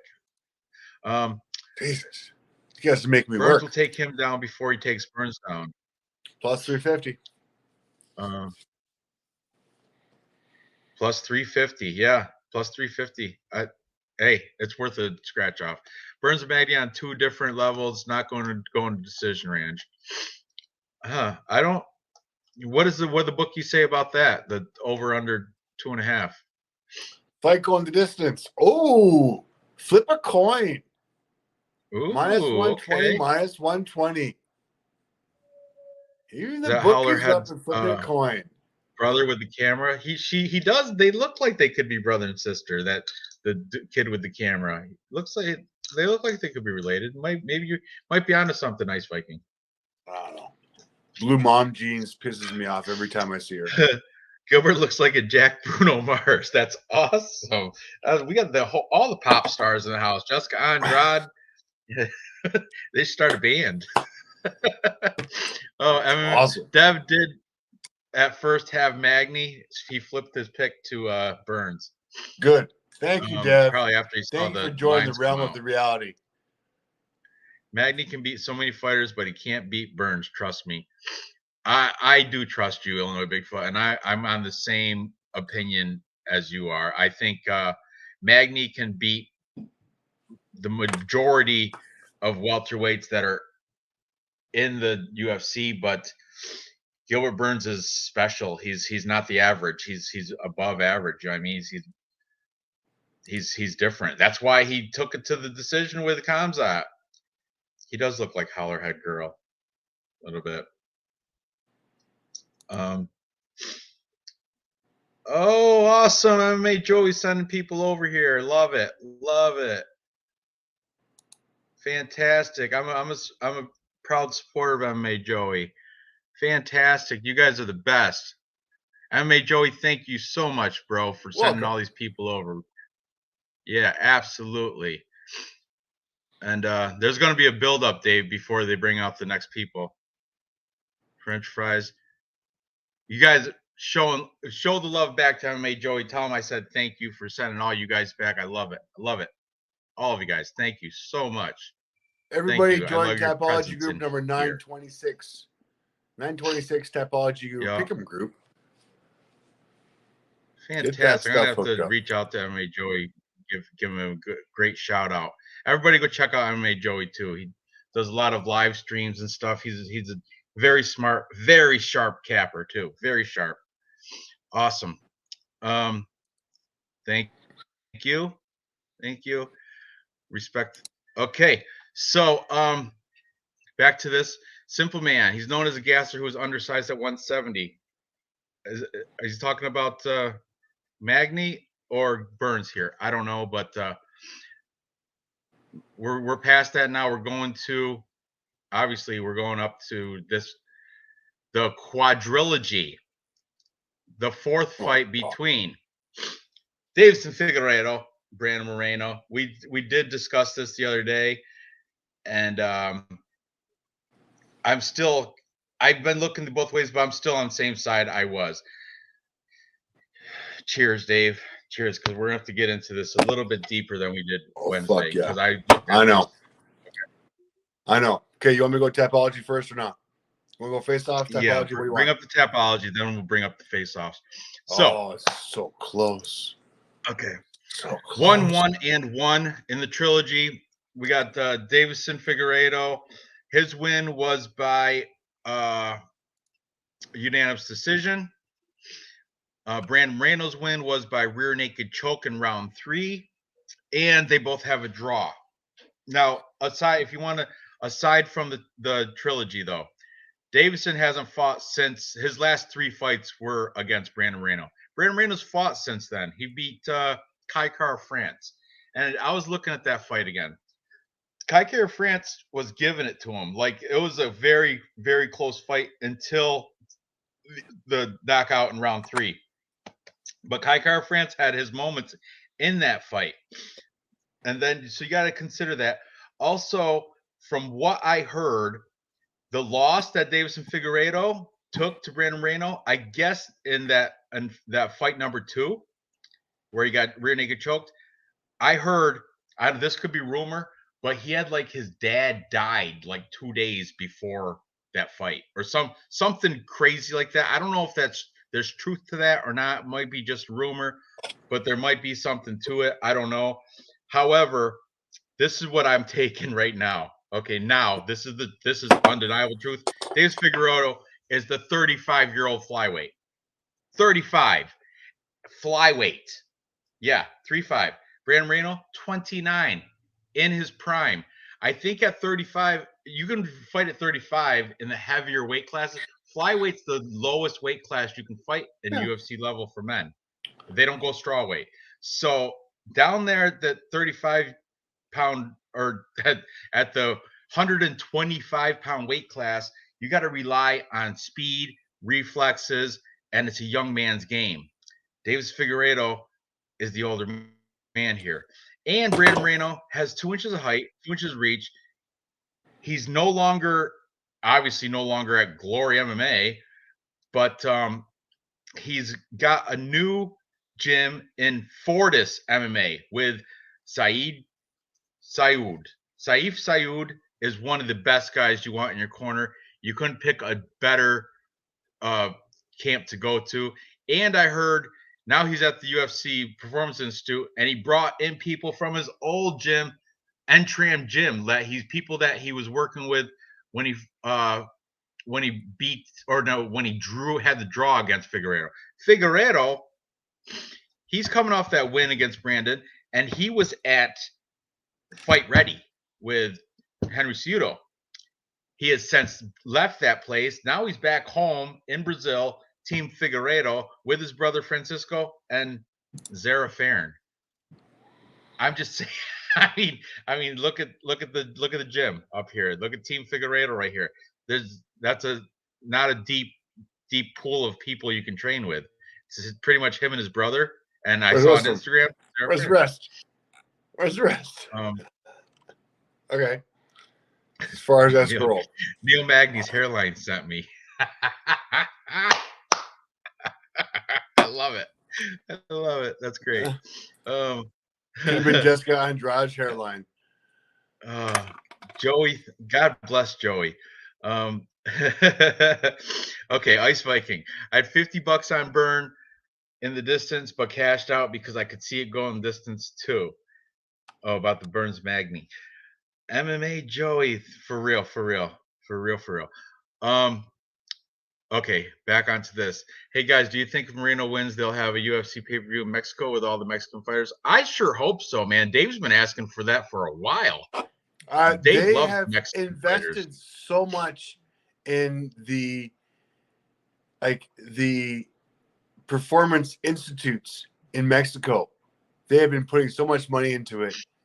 I mean, I realize this fight's in Brazil, and Davison Figueiredo is ranked higher than Brandon. But, I mean, honestly, after watching the last fight, I think Brandon got robbed last fight. I don't know if I'm the only one who has that opinion, but I really do think Moreno got robbed that last fight.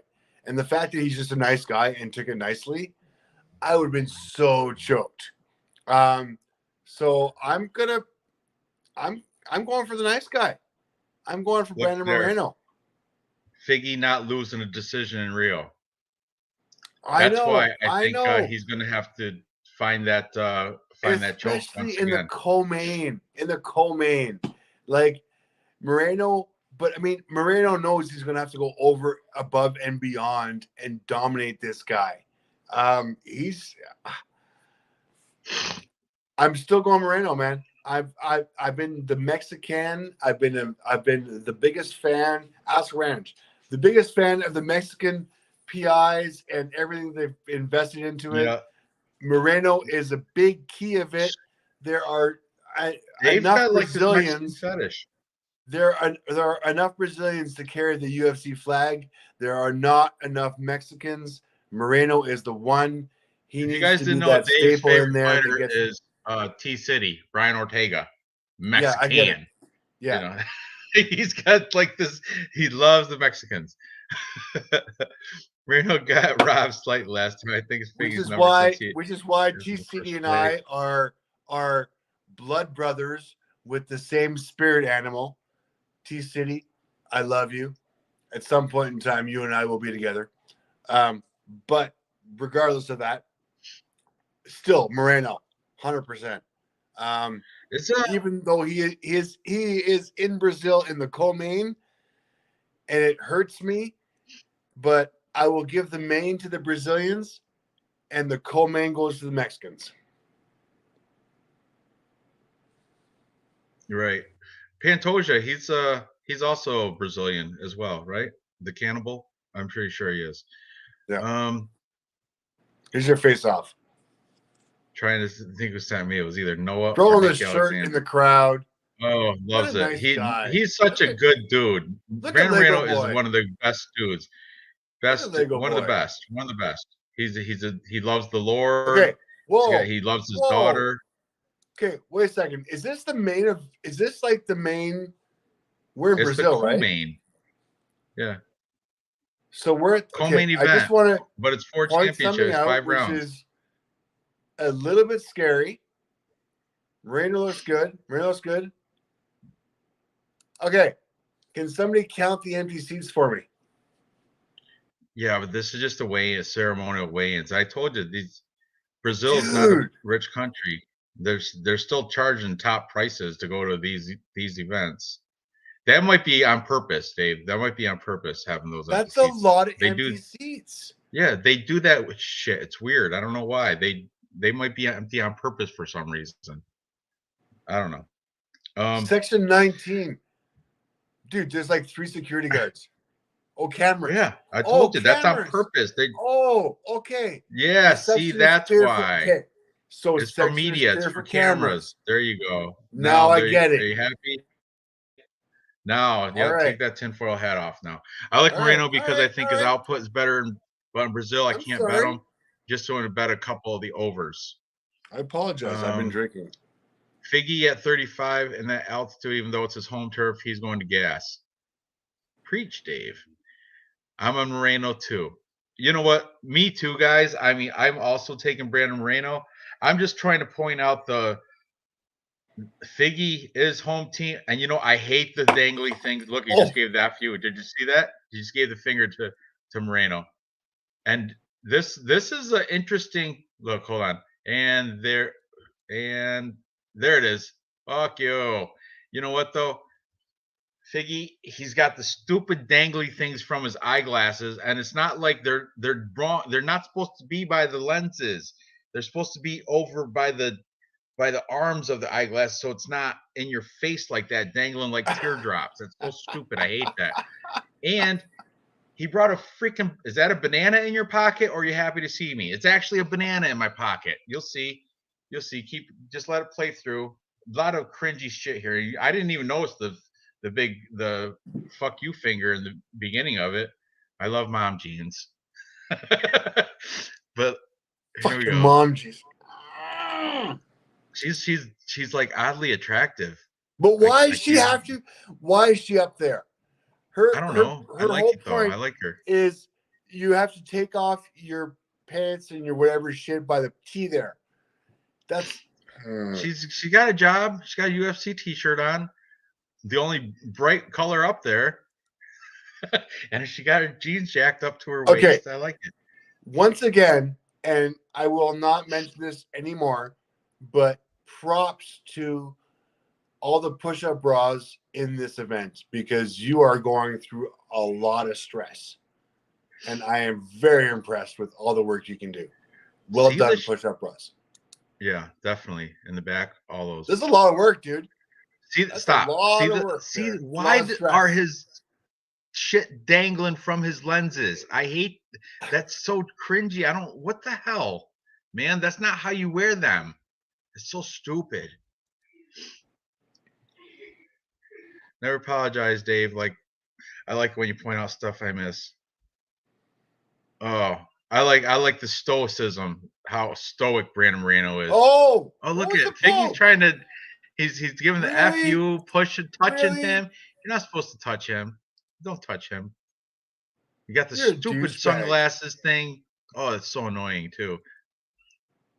You're a douchebag. I bet you know why sunglasses equals that from Clint said sunglasses equals tough weight cut. And you know what? I did hear on Monday Figgy was 20 pounds over. But the dude is a master at cutting weight. I don't know. He just but real cringy face off. And let it play. What? And he touches him right there. Did you see that? And Brandon Moreno just smiles back. Smile back, Brandon. That's all you gotta do. Just smile back. Oh, that's horrible. Bad face off. Oh, okay, stop. Look, I heard something about Moreno's coaches making a monkey comment referring to Figgy. That's why he whipped out the banana. Oh, that makes sense now. Okay, let's play it through. Is that a banana in your pocket, or are you happy to see me? That's the line you got. That's the line you got to put in right here. Is that a banana in your pocket? It's a banana. It's a banana. Oh, you want to call me a monkey? I don't even know. I didn't know that. Thank you, Ice Viking. Thank you for that tidbit of knowledge. I love it. How much do you think that watch is worth? Huh? How much do you think that watch is worth? That's a knockoff. That's a knockoff. So? You can get that shit. You can get that shit from Wish for $12.99. I don't know. Who knows? It's gaudy and I don't even like it. I don't care what it's worth. I would never wear that shit. It's so gaudy. It's gross. Just like a stupid sunglass fucking things. Oh, Figgy looks terrible. Only have one bet, but I think he wins by a greasy split decision. Was that Brandon Moreno? I didn't even see. This is where I stopped it. I stopped it and just forwarded to the next face-offs after the whole banana thing. He does look so sucked out and thin. Look at how skinny Figgy is. Brandon Moreno's skinny, but not. He doesn't look like he had a bad weight. Like he walks around closer to his natural. 125 is closer to natural weight for Brandon Moreno. I think Figgy. Okay, I gotta say, and this is why I'm picking this guy. This is why I'm picking this guy. The Mickey Mouse tattoo on his shoulder. Are you fucking kidding me? Oh, that is Mickey Mouse, isn't it? Are you? I'm awesome. all over this guy. Oh, I'm 100%. This just put me over the edge. The Mickey there you Mouse go. Lock it in. Lock it in because the Mickey Mouse tattoo. Lock it. Where's Dev? Lock. Throw the locks up there. That's it. That's it for me. I'm sorry, guys. I apologize.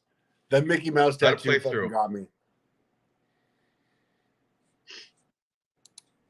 All right, moving on. Oh, yeah. He's so stoic. Yep. Mexican all the way. I'm just hoping the Brazilian judges don't mess this Look, up. that was the first thing that bite of the banana is the first thing he's eaten in 3 days. Yeah, pretty much. Yeah, I'm gonna eat it. I don't even know what he said right here, but I like Brandon Moreno. I like him. Quick, short. I don't even know what he said, but like I said, I just fast forwarded through this part earlier. But anyway, it kind of makes sense now about Moreno's coaches making a monkey comment. I think he does look kind of like a primate. Oh, put your glasses back on. I don't see how sucked out your eyes are. Sunken. Look at the knot on his head too. See that little knot? What is that? That growth? That could be a target for Moreno. Pop that thing. Oh, see the shoulder bone up there? Yeah, I think he doesn't look, and right there with the ears and everything, I could give him another banana. Shit. I can see it now. Dude, how are we not canceled? We should have been canceled fucking like so many episodes ago. Okay, anyways. That's what he's saying right now.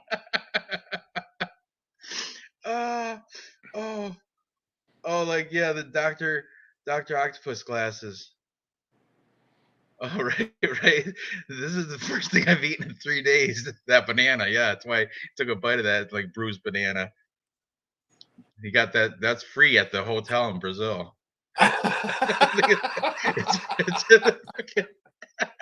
It's part of the continental breakfast. Yeah, I hate the round circle glasses with I wouldn't hate them so much if it didn't have the stupid dangling things. What is that? So you don't. Those are for so you don't the glasses. You know, if they fall off, they don't gonna fall off your face, and it's just ridiculous. I don't like them. You guys ever notice Figgy's horn? Yeah, we're just pointing it out right there. That thing, hit it with your mouse, Dave. You got the shared screen. Oh, right there's a good picture. You could take a marker and make that into a fucking face. It kind of looks like a cock and balls. If I were to outline it, it looks like a cock and balls. Oh, we're bashing on Figgy right now. It's unbelievable. I'm sorry, Fig. But obviously, we're both siding with Brandon Moreno. But Figgy is good for a decision victory in his home backyard. That's why I hope Moreno chokes him out, like a deep rear naked choke where you have to tap out or pass out. One of those deals. You know what? You know what? I hate to watch. I hate the glasses.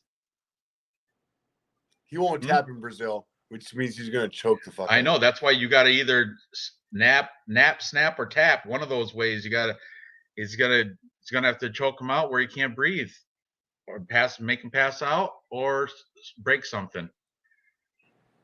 All right, the build up for that. So we're both on Moreno there. This is still split money odds. I think -110 both ways. Did the bookies go one way or the other, Dave? Is there a favorite yet? Let me hook you up. Hang on.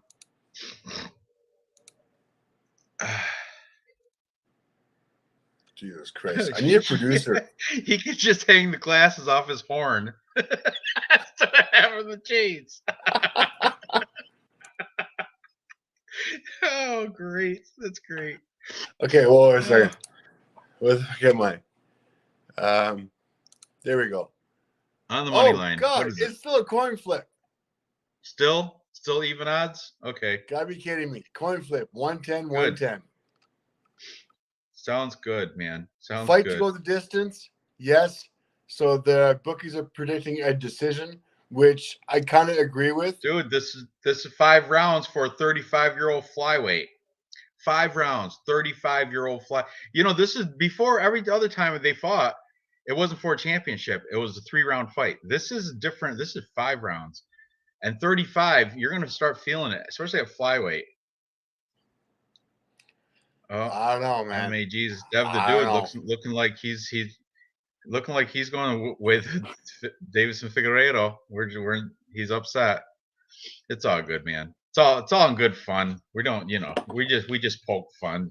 He can take a joke. I don't know. He probably can't. He brought the banana, gave the middle finger, did the chest poke, the stupid glasses and the chain and the horn. All the things I want to fade. All those things I fade. Dev, this is for you, by the way. Oh yeah, Dave got some killer. He's got some KGB, killer green bud. Oh, so nice. They'll turn the Browns on, Dev. Come on, it's just jokes. I know you love Figgy too, but whatever. I don't like that he's hanging out with his brother and Zara Farron, calling it a camp. Come on, Brandon Reno's in a real camp. After Glory MMA went to shit, went right over to Texas. Fortis MMA, Saeed, bringing in people from Entram Gym. He wants to win this thing. He's the younger dude, got the little height and reach advantage. He's going to win it. Now, let's get into the main event. Puff, puff, puff. You want Tapology first? Tapology first. What's that? Tapology first? Sure. Let's bring it up. The main event for the light heavyweight championship of the world. We have Glover Teixeira, former heavyweight champ. He lost his title to Jerry Prochazka in one of the best fights of the year. It was right in the, was it fifth round, right? Yeah, fifth round. He got rear naked choked after he was gassed, but not bad for a 42-year-old. And before that, look at that string of green. Look at the fucking greens on Glover Teixeira. Love it. Glover Teixeira is on a whole other level as a human being.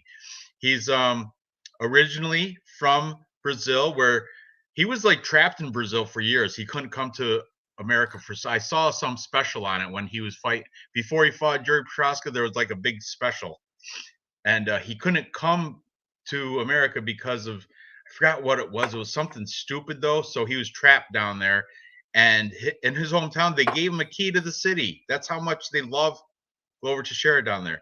Now he lives in Connecticut, where he has Teixeira MMA Fitness, where he's training the likes of, Michelle Pajeda is up there. Who's the other?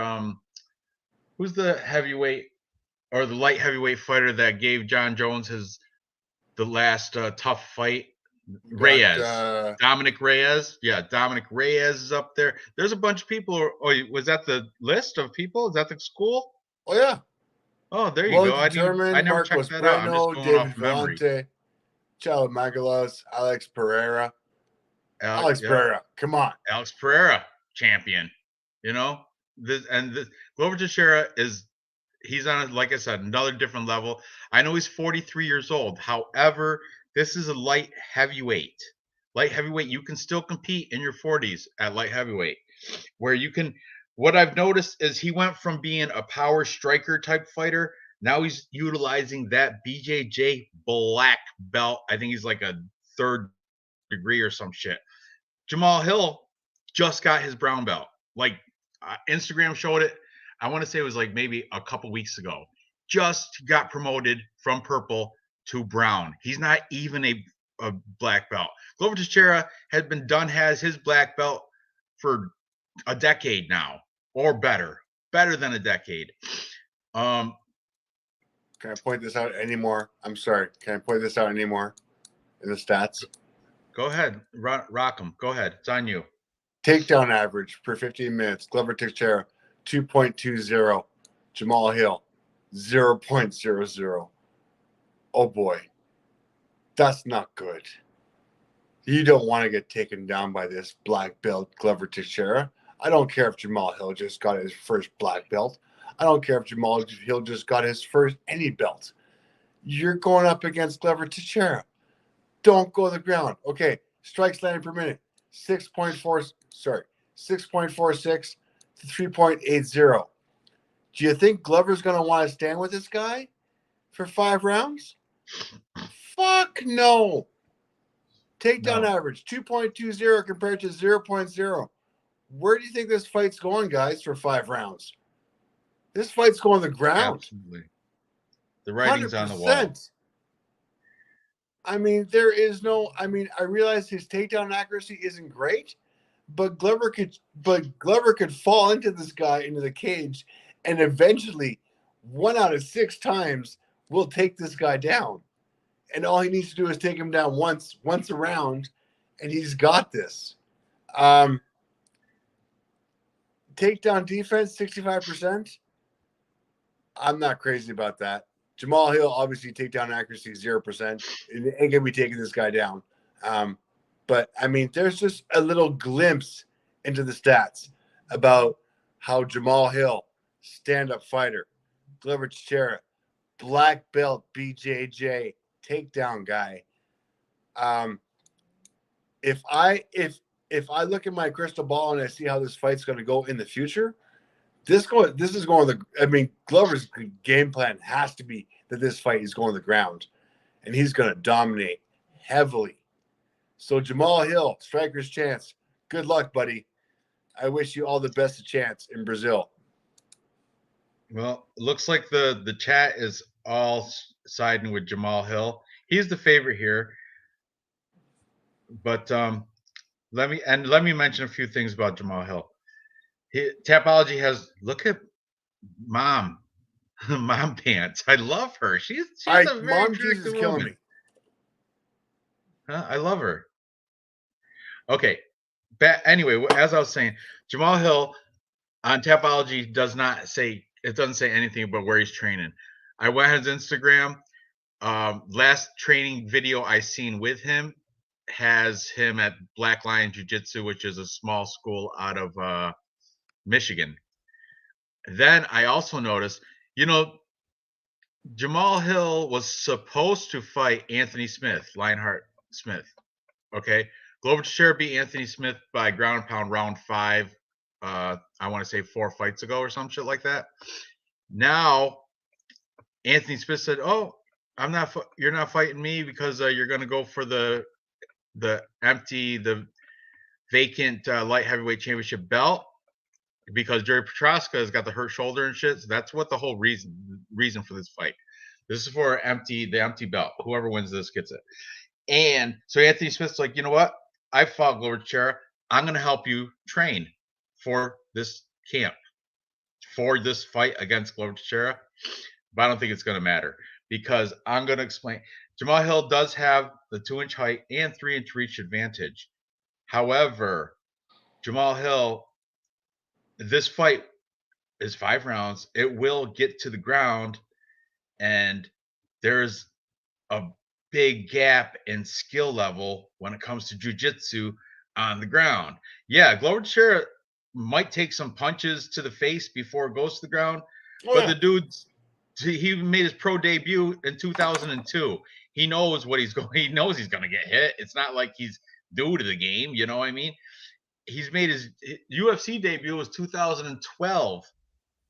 I mean, that was 10 years ago. Jamal Hill 10 years ago was 21 years old. Glover Teixeira is on a different level, and I know he might be old. The 43, been through the 33-8 is his record. 33-8. I mean, the dude's got. I'm on the Glover Teixeira side. I've looked at it like different ways and everything, but what it comes down to is fight IQ, and this is mixed martial arts. It's not boxing. It's going to go to the ground. When it gets to the ground, Glover Teixeira is going to get him. He's going to snap some sort of. He's going to snag up some sort of submission, probably a choke of some kind, and get the victory here. I'm high on that side. You agreed, Dave? Oh, big time. Big time. I mean, Jamal Hill just doesn't have the ground game. I mean, this fight is tailor-made for Glover. And I don't like putting money on a 43-year-old. Yeah, is that the I one really don't. Is that the fight where Smith spit out his tooth? I'm sorry, Dave. I mean, remember Anthony Smith lost a tooth? I think. Oh, fuck it. I think Ice Viking might be the fight against Glover Teixeira. Glover Teixeira used to be the power puncher. Now he's still got that power, but now he just relies on the ground more. That's all. And you have to realize Glover is in such a good place right now as the leader of his team, of his camp, of his gym, of his everything. Like he is. This is not a fight you want to bet. You want to bet against Glover. Yes, Jamal Hill is busier on the feet. Yes, Jamal Hill has the advantage on the feet. This fight will not be on the feet for very long. I've got my pick as Glover within distance, submitting this in the 4th round. I'm big on Glover. And let's have a look. We haven't seen this yet. Yeah, let's do it. We haven't watched this yet. Sweet dreams are made of these. All right, let me fast forward through this. Hang on a second here. Here we go. This is the big main face-off. And you got to admit, I appreciate Hill coming into Brazil. I mean, look, I'm surprised he's a favorite. I get it, but in the end of round 5, the dude is 43, so he's gonna get tired. But I think his fight IQ is gonna make this not even go to round. I think he's gonna. I would take the under 3. Or what's it set at 4.5? Definitely, I think it's under 4.5. Glover by submission. Yeah, I got him submission round 4. Yeah, and you know what? Glover, Alex Pereira trains at Teixeira MMA in Connecticut. They're always learning. You never stop learning. You never stop learning. And so I think you might be onto something there, Ice Viking. I think Alex Pereira might be, hey, you teach me a little bit of ground. I'm going to teach you a little bit of striking. We're going to do this. I mean, put him against Shogun Rua. Look at that, boys. I'm sorry. I appreciate Jamal Hill. Younger, stronger. Glover has good respect though. Both sides, very respectful on both sides. They both know that it's going to be a legit fight. It's going to be good. It's going to be tight. But I'm edging the old man. I think he's got the better. Like I said, it's going to come down to ground game, and I think he's better on the ground. He's a whole degree. I'm legit. Jamal Hill just got his brown belt, just like recently. Glover Teixeira had his brown belt when he was a teenager, and he's 43 now. You know what I mean? Yeah. That's what I'm saying. About better, he knows. Glover's my primary play. MMA Jesus, Hill, loving Jamal Hill.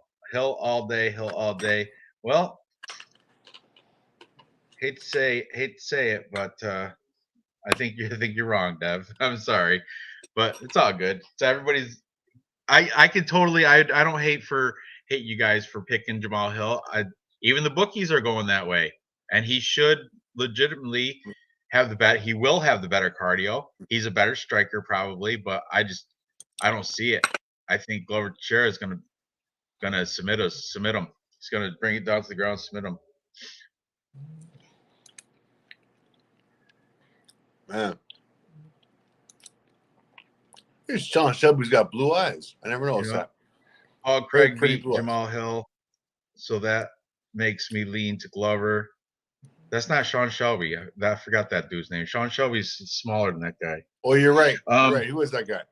Yeah, I don't know. But he is somebody in the UFC. I just forgot his name. All right. Okay, Paul Craig did beat Jamal by sub. And it wasn't tap. He just literally popped his arm out of socket. Okay. Literally. Chat. Please answer me this. And that was poor fight IQ. Jamal Hill thought he could play on the ground with, and that was when he was a purple belt. He's gonna go to the ground with Paul Craig. That's bad fight IQ. Bad ring.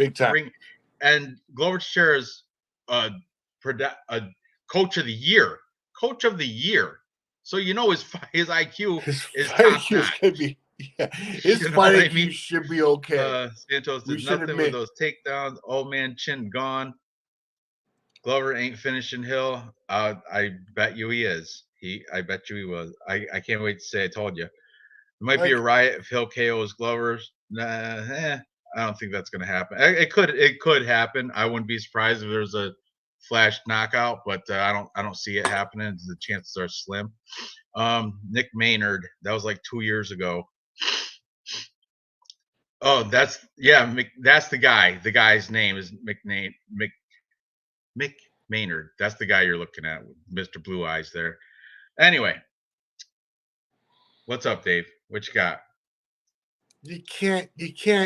I mean, the stats: takedown average, 2.2 to 0.0. Come on now. To Takedown 0, accuracy, right? 0. There is no ground game What for Hill. I don't care what belt he just got. What are the striking stats anyway? Who's edging out the striking stat? I'm sure it's Jamal Hill. I just want to know him. Strikes landed per minute. Okay, Jamal Hill, 6.46 to 3.80. So Glover's not that bad. He's almost 4 strikes a minute to 6.5. Strike absorbs 3.93 to 3.51, pretty much a wash. That's their accuracy and their defense is pretty much the same. So I mean, besides, Jamal might be a little bit busier on the feet, but if this does go to the ground, and in a 5-round fight, at some point in time, this will go to the ground. Got some serious issues here on Jamal Hill's stats in his previous history of 12 fights. And I realize he's only got 1 loss, but he better not get taken down. And his takedown defense is only 65%. So it's going to get to the ground.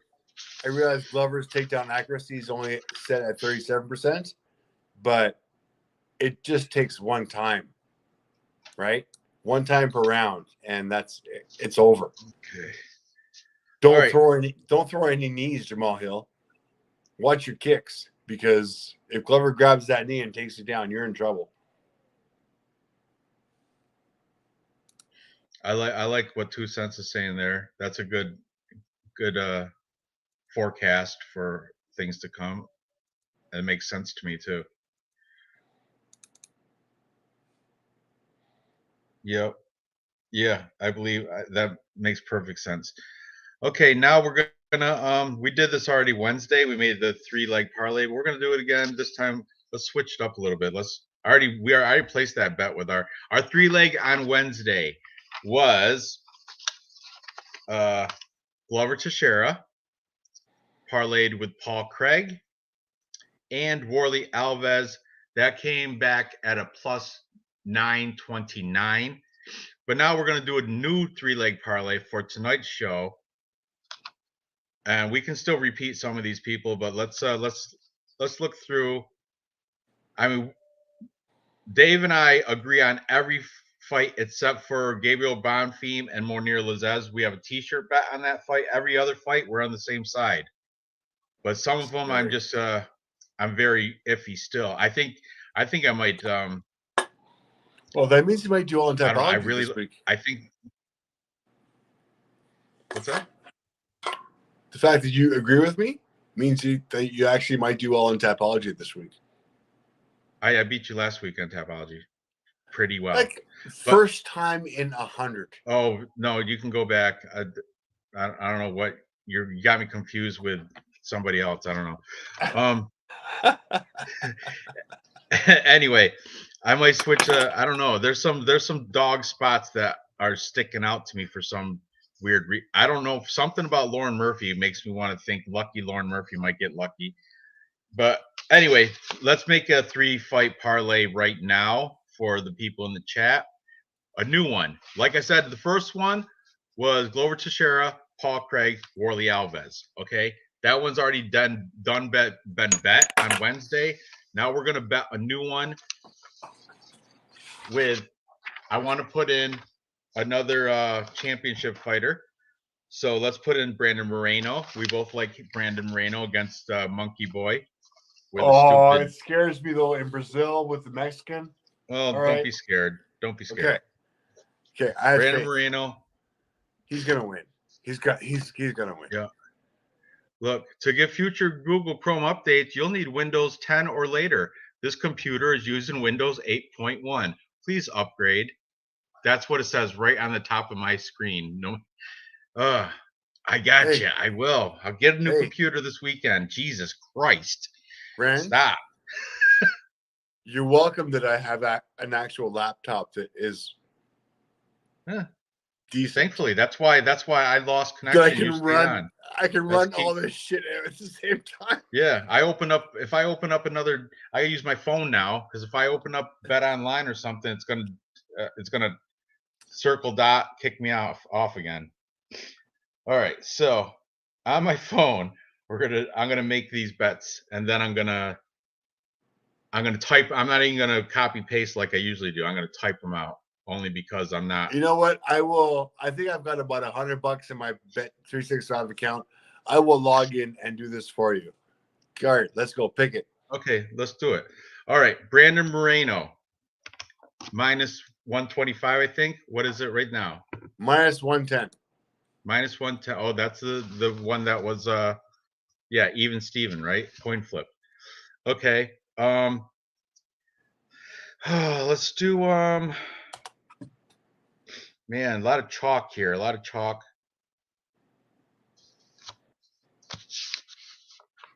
Let's throw in. We're gonna have to throw some chalk in here. It's not gonna be that great of a payout. But like I said, already we got the Glover, Paul Craig, Worley Alves. That was at plus 929. That was done Wednesday. That's why we're doing a new one. Brandon Moreno. Now we're gonna have to have some chalky people in there, like but Paul solid. Craig? Paul Craig? No, we already got him in a. I want a whole new one. Fine. New one. How about like Terrence McKinney? You like him? You're nervous though. You're nervous about Ishmael Bonfim. No, I'm not. Okay. I like Terrence McKinney. Terrence McKinney.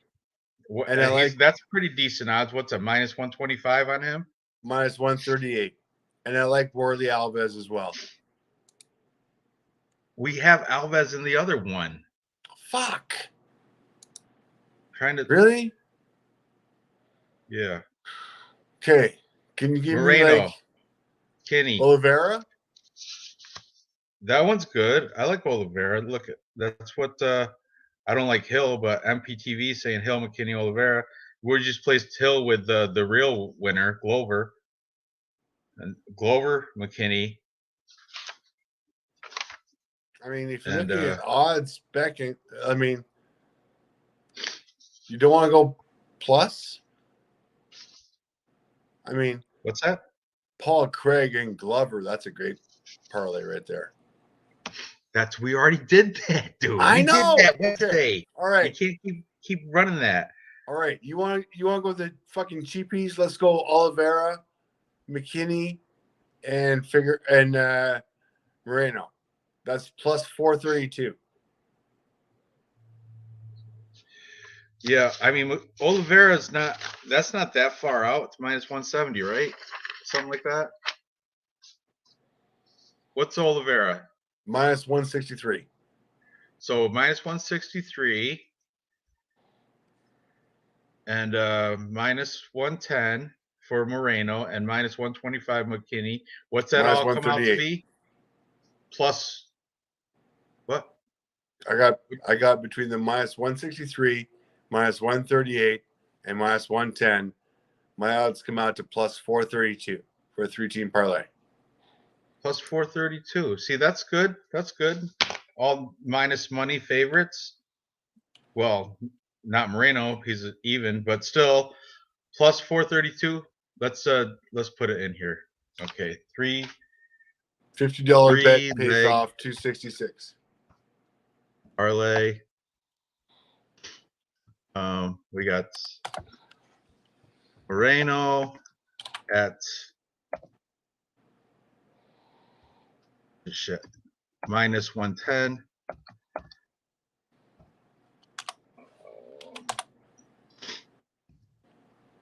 Then we got was it Oliveira?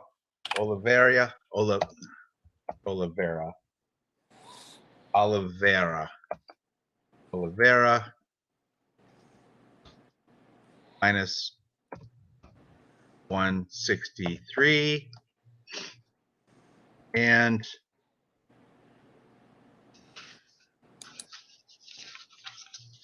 oh, you gotta Terrence be kidding McKinney. me. What? Fuck you, Bet365. McKinney. Yeah, place the bet on my phone. All right, I'll do it Minus. later. Oh, so don't worry. I got a $2,000 computer.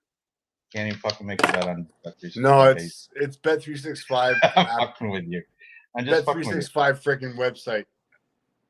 What'd you say McKinney was minus 130 something? McKinney was minus 138.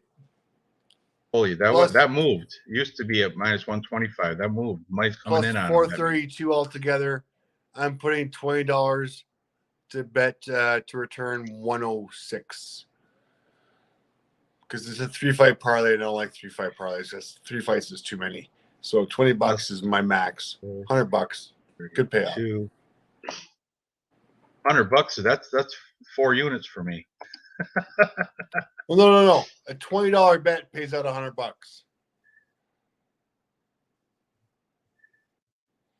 Maybe 25. Maybe I'll go There 25. it is. Anyway, 3-leg parlay. We got Brandon Moreno, Simon Oliveira, Terrence McKinney. Parlay all 3 of them at plus 430. Lock that in.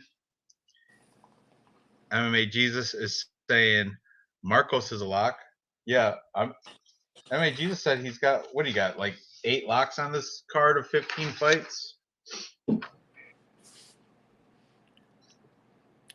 I'll tell you the locks right now. If you want a chalky one, we can do that too. We can go all day with chalk. Cody Stamann, chalky lock. Josie Nunez, lock. Definitely a lock. Jalton Almeida, obviously. Come on. Thiago Moises, lock it. Gregory Rodriguez, I would say lock, but I don't know. Bruno Ferreira, he kind of scares me a little bit. Same with Jessica Andrade. I don't know. I think Lauren Murphy might be the trap this week. It's a trap. I think she might be the trap. She's got a better record. She's training with the people that have beat Andrade. Andrade looks like a little boy. Lauren Murphy looks like she's eating her vitamins. I don't know. So that's who my locks are. Would you just do a full card parlay? No, but I got 11 very confident picks. Jessica Andrade. Okay. Don't Guaranteed. play Oliveira. Nunez is a lock. RoboCop. Jessica. Burns. See, Burns. You can't say a lock if you were originally on Magny. You can't. That's too flip-floppy for you. You can't go from I was originally on Magny. Burns is a lock. That's just totally the opposite thing. You can't. Yeah, Andrade is a very beautiful little boy. She sure is a very beautiful little boy. And new, I think MX. Does that mean Mexican? New Mexican champ. Yeah, Brandon exactly. Moreno. Mexican. And new Mexican. Yeah. She's 40. She's 39. It's all right. Andrade is what, 35-ish? 31? Something. She's older, right? I have it written here. Andrade's 31. Okay, 8 years difference, but you know what? That's okay for girls. That's okay for women. Women can still look at Holly Holm. She's well, look at so hot. Lauren Murphy's last fight. Who did she beat? She beat Miesha Tate.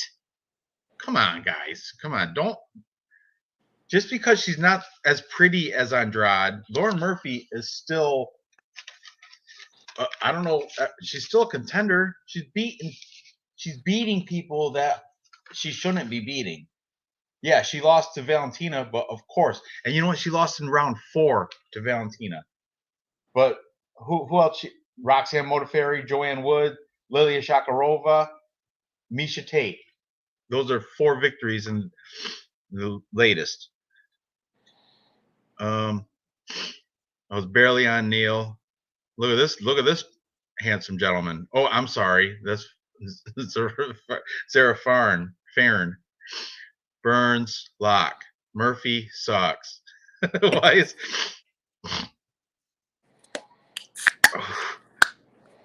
Luri Alcantara fighting Sarah?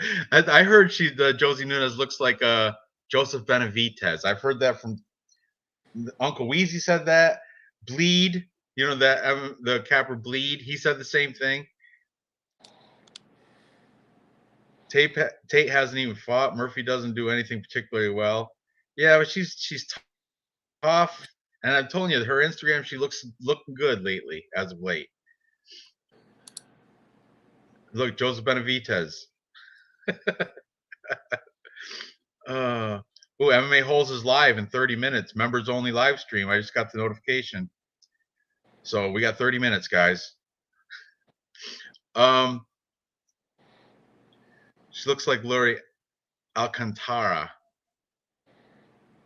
I'm not familiar with that guy, but I believe you, Jimmy the Drunk. I believe you.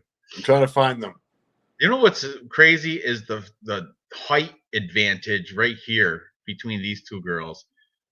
Thankfully, Zara is horrible. Thankfully, otherwise, if you're just a casual, you're like, why are you taking that girl that's 5'1" against the girl that's 6'2"? You know, it's crazy. Look at, looks constipated right there. She got some good biceps and everything. Let's see how these girls face up, because this is the trap fight. The only but I don't know. Andrade she is in her home backyard, which is good. But Lauren Murphy, I don't know. I think she knows she's the underdog too, and she's been training hard for this with girls that have already beat Andrade, that have already given her the recipe of how to win a stupid decision, a horrible slow fight. Just don't get knocked out. You can win a decision. It's a girls' fight. Girl fight. You can win a decision. I mean, they probably won't because it's Brazil. I'm just saying, I'm still picking the handsome boy here in Andrade, but Lauren Murphy could shock everybody. I'm going to throw a scratch-off ticket on her for sure. Expensive scratch-off ticket. I'm going to throw $20 on her. $20 would win me about $60, 70. $10 would win me 38. So double that. You know, that's $76. $76 on my $20 bet if Lauren Murphy wins a decision, which totally could happen. Murphy is always disrespected, but comes through. I am on Murphy. Thank you, Maryland, to MD Terp, Maryland. June's look a bit like Beetlejuice. The Beetlejuice from Howard Stern's show. That's hilarious. $10. What if bet on Murphy by decision? $8.50. Holy shit. Nunez looks like Beetlejuice. Yes, I gotcha. That's hilarious. I was thinking the movie, but no, he's talking about the Beetlejuice from Howard Stern. That guy's hilarious. KC and Philly tomorrow. Yeah. The Philly, I think I like Philly. I don't know. San Fran's going to be tough too to beat. Philly to win it all. Murphy and Magny both have like 40% chance in my opinion. Yeah. Magny definitely has a chance. It's just, you know, I think Gilbert Burns is just on a better upper. He's on a different level. Magny is a great point fighter, decisionator. Could happen. It could, man. Look, just send that $20 to me and I'll send you $5 back. Then you won't be losing all of it. I hear you, man. It's gambling, but you know, if Lauren Murphy happens to win tomorrow, I don't want to be like I told you so. It's not like I'm putting a lot into it. Just something about. And on Tapology, I'm still picking the very beautiful boy, Jessica Andrade, the pop star, boy band pop star.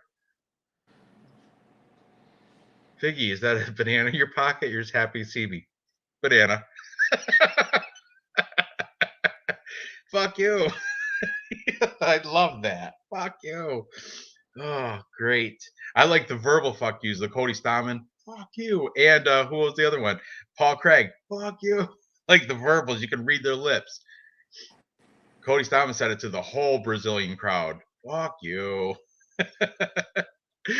Paul Craig, too. He's like, fuck you. In the Scottish accent, even. Paul Craig's face off was the best of the night, I think. He got some blue paint on Johnny Walker's face. Johnny Walker definitely lost that face off, backed right off of it. I'm trying to find it. I'll find it. You're going back way too far. Way too far. You're in the prelims, bud. Is it a prelim? It's not a prelim fight. It's main card, right? Yeah, it's main card. It's right after Shogun. Milk. That Milk guy is alopecia. Is taking the right shit because it's cleared up on his chest.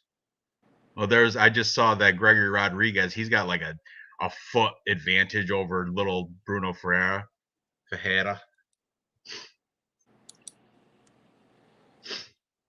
M.A. Holes is this dude and his wife. They're good. They're entertaining. They do a lot of they're interactive with the chat. They got thousands of people in their chat. Well, yeah, it's like this. I mean, it's like me and my wife. It's like this, but a lot more people. And he's got his hot wife is on there too. Well, you're my hot wife. Okay. Oh, come on. MMA hose. T-shirt MMA off. hose. That would be. This is the best. This is the best face-off ever. Right here. I love it. Paint transfer. It's like a car accident. Oh yeah, right there. A little turd is coming out of Johnny Walker's pants right now. A little turd's coming out of his butt right there. He's got blue paint on his face. He was definitely nervous. He's got blue paint on his face. I love it. Oh, just rip that shirt like paper, like he was wearing a paper shirt. Then somebody gonna see in the whoever caught it, the crowd's gonna be like, oh, there's a little scissor on the collar, just to make it rip easier. A little scissor cut on the collar. Oh, interesting. Little drama in the Capra world. MMA Guru, MMA Holes are beefing hard. Awesome. MMA Guru always stirring the pot with a lot of people. That's awesome. MMA Holes, I'm buddies with them. Okay, wait a second. Not so much. Paint transfer. Look, totally. Paint transfer. Nailed it. That's total for legit. On the nose and forehead. On the forehead. Oh, looking like he got egg on his face. Literally speaking. I love it. Figuratively speaking. I love it. Right there, definitely. Transfer. You're wearing a little bit of that Scottish flag on you too, brother. I love it. I love it. I love it. Yeah. Fuck you. Sorry, that fucking kills it. Oh, that's awesome. That is awesome. Okay. All right, guys. I'm gonna put the bet back up there. Our 3-leg parlay for tomorrow. This is the second one too. Remember the first one? I'll type in the first one too, as we did on Wednesday. 3-leg parlay.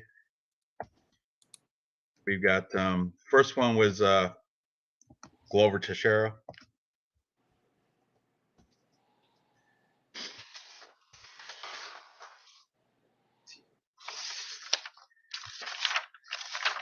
First one was what?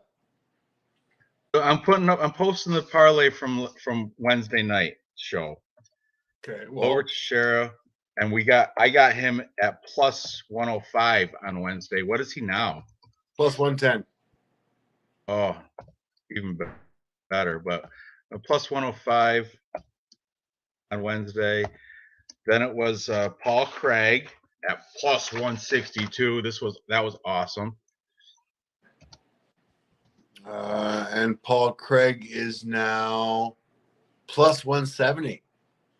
Wow, everything's going up. I might have to run that again just to get more money out of it. And Warley Alves, and we got him at -125. He was our only favorite on Wednesday's show. And he is now at -110. Oh, see, all the prices went up for our advantage on all three fighters. So your Maybe we should parlay run is it. now at +982. Wow. Wow. Well, this is the one I've already bet. I've already placed this bet.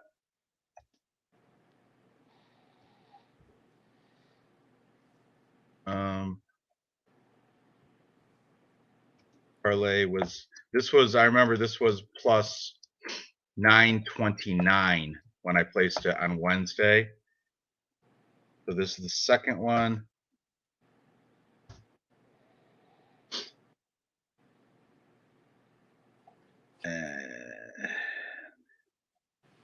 There we go. 3-leg parlay, Glover Teixeira, Paul Craig, Warley Alves. But now this is legit, even better odds. As Dave just said, he ran the numbers again, and it's at +2 or 980 something. 982. I might have to run it again too. I might just place the bet a second time, double down. That's great. That's great. I'm doing it. And Bet Online might even have better odds than Bet365. Sometimes They not. usually do. They usually do. Not usually. Sometimes, not always. 283. Okay. Alves no, it's the same. You're better on yours. -125 Stamen. Paul Craig is +166. What did I get him at? 162. You said you have him at +170 something.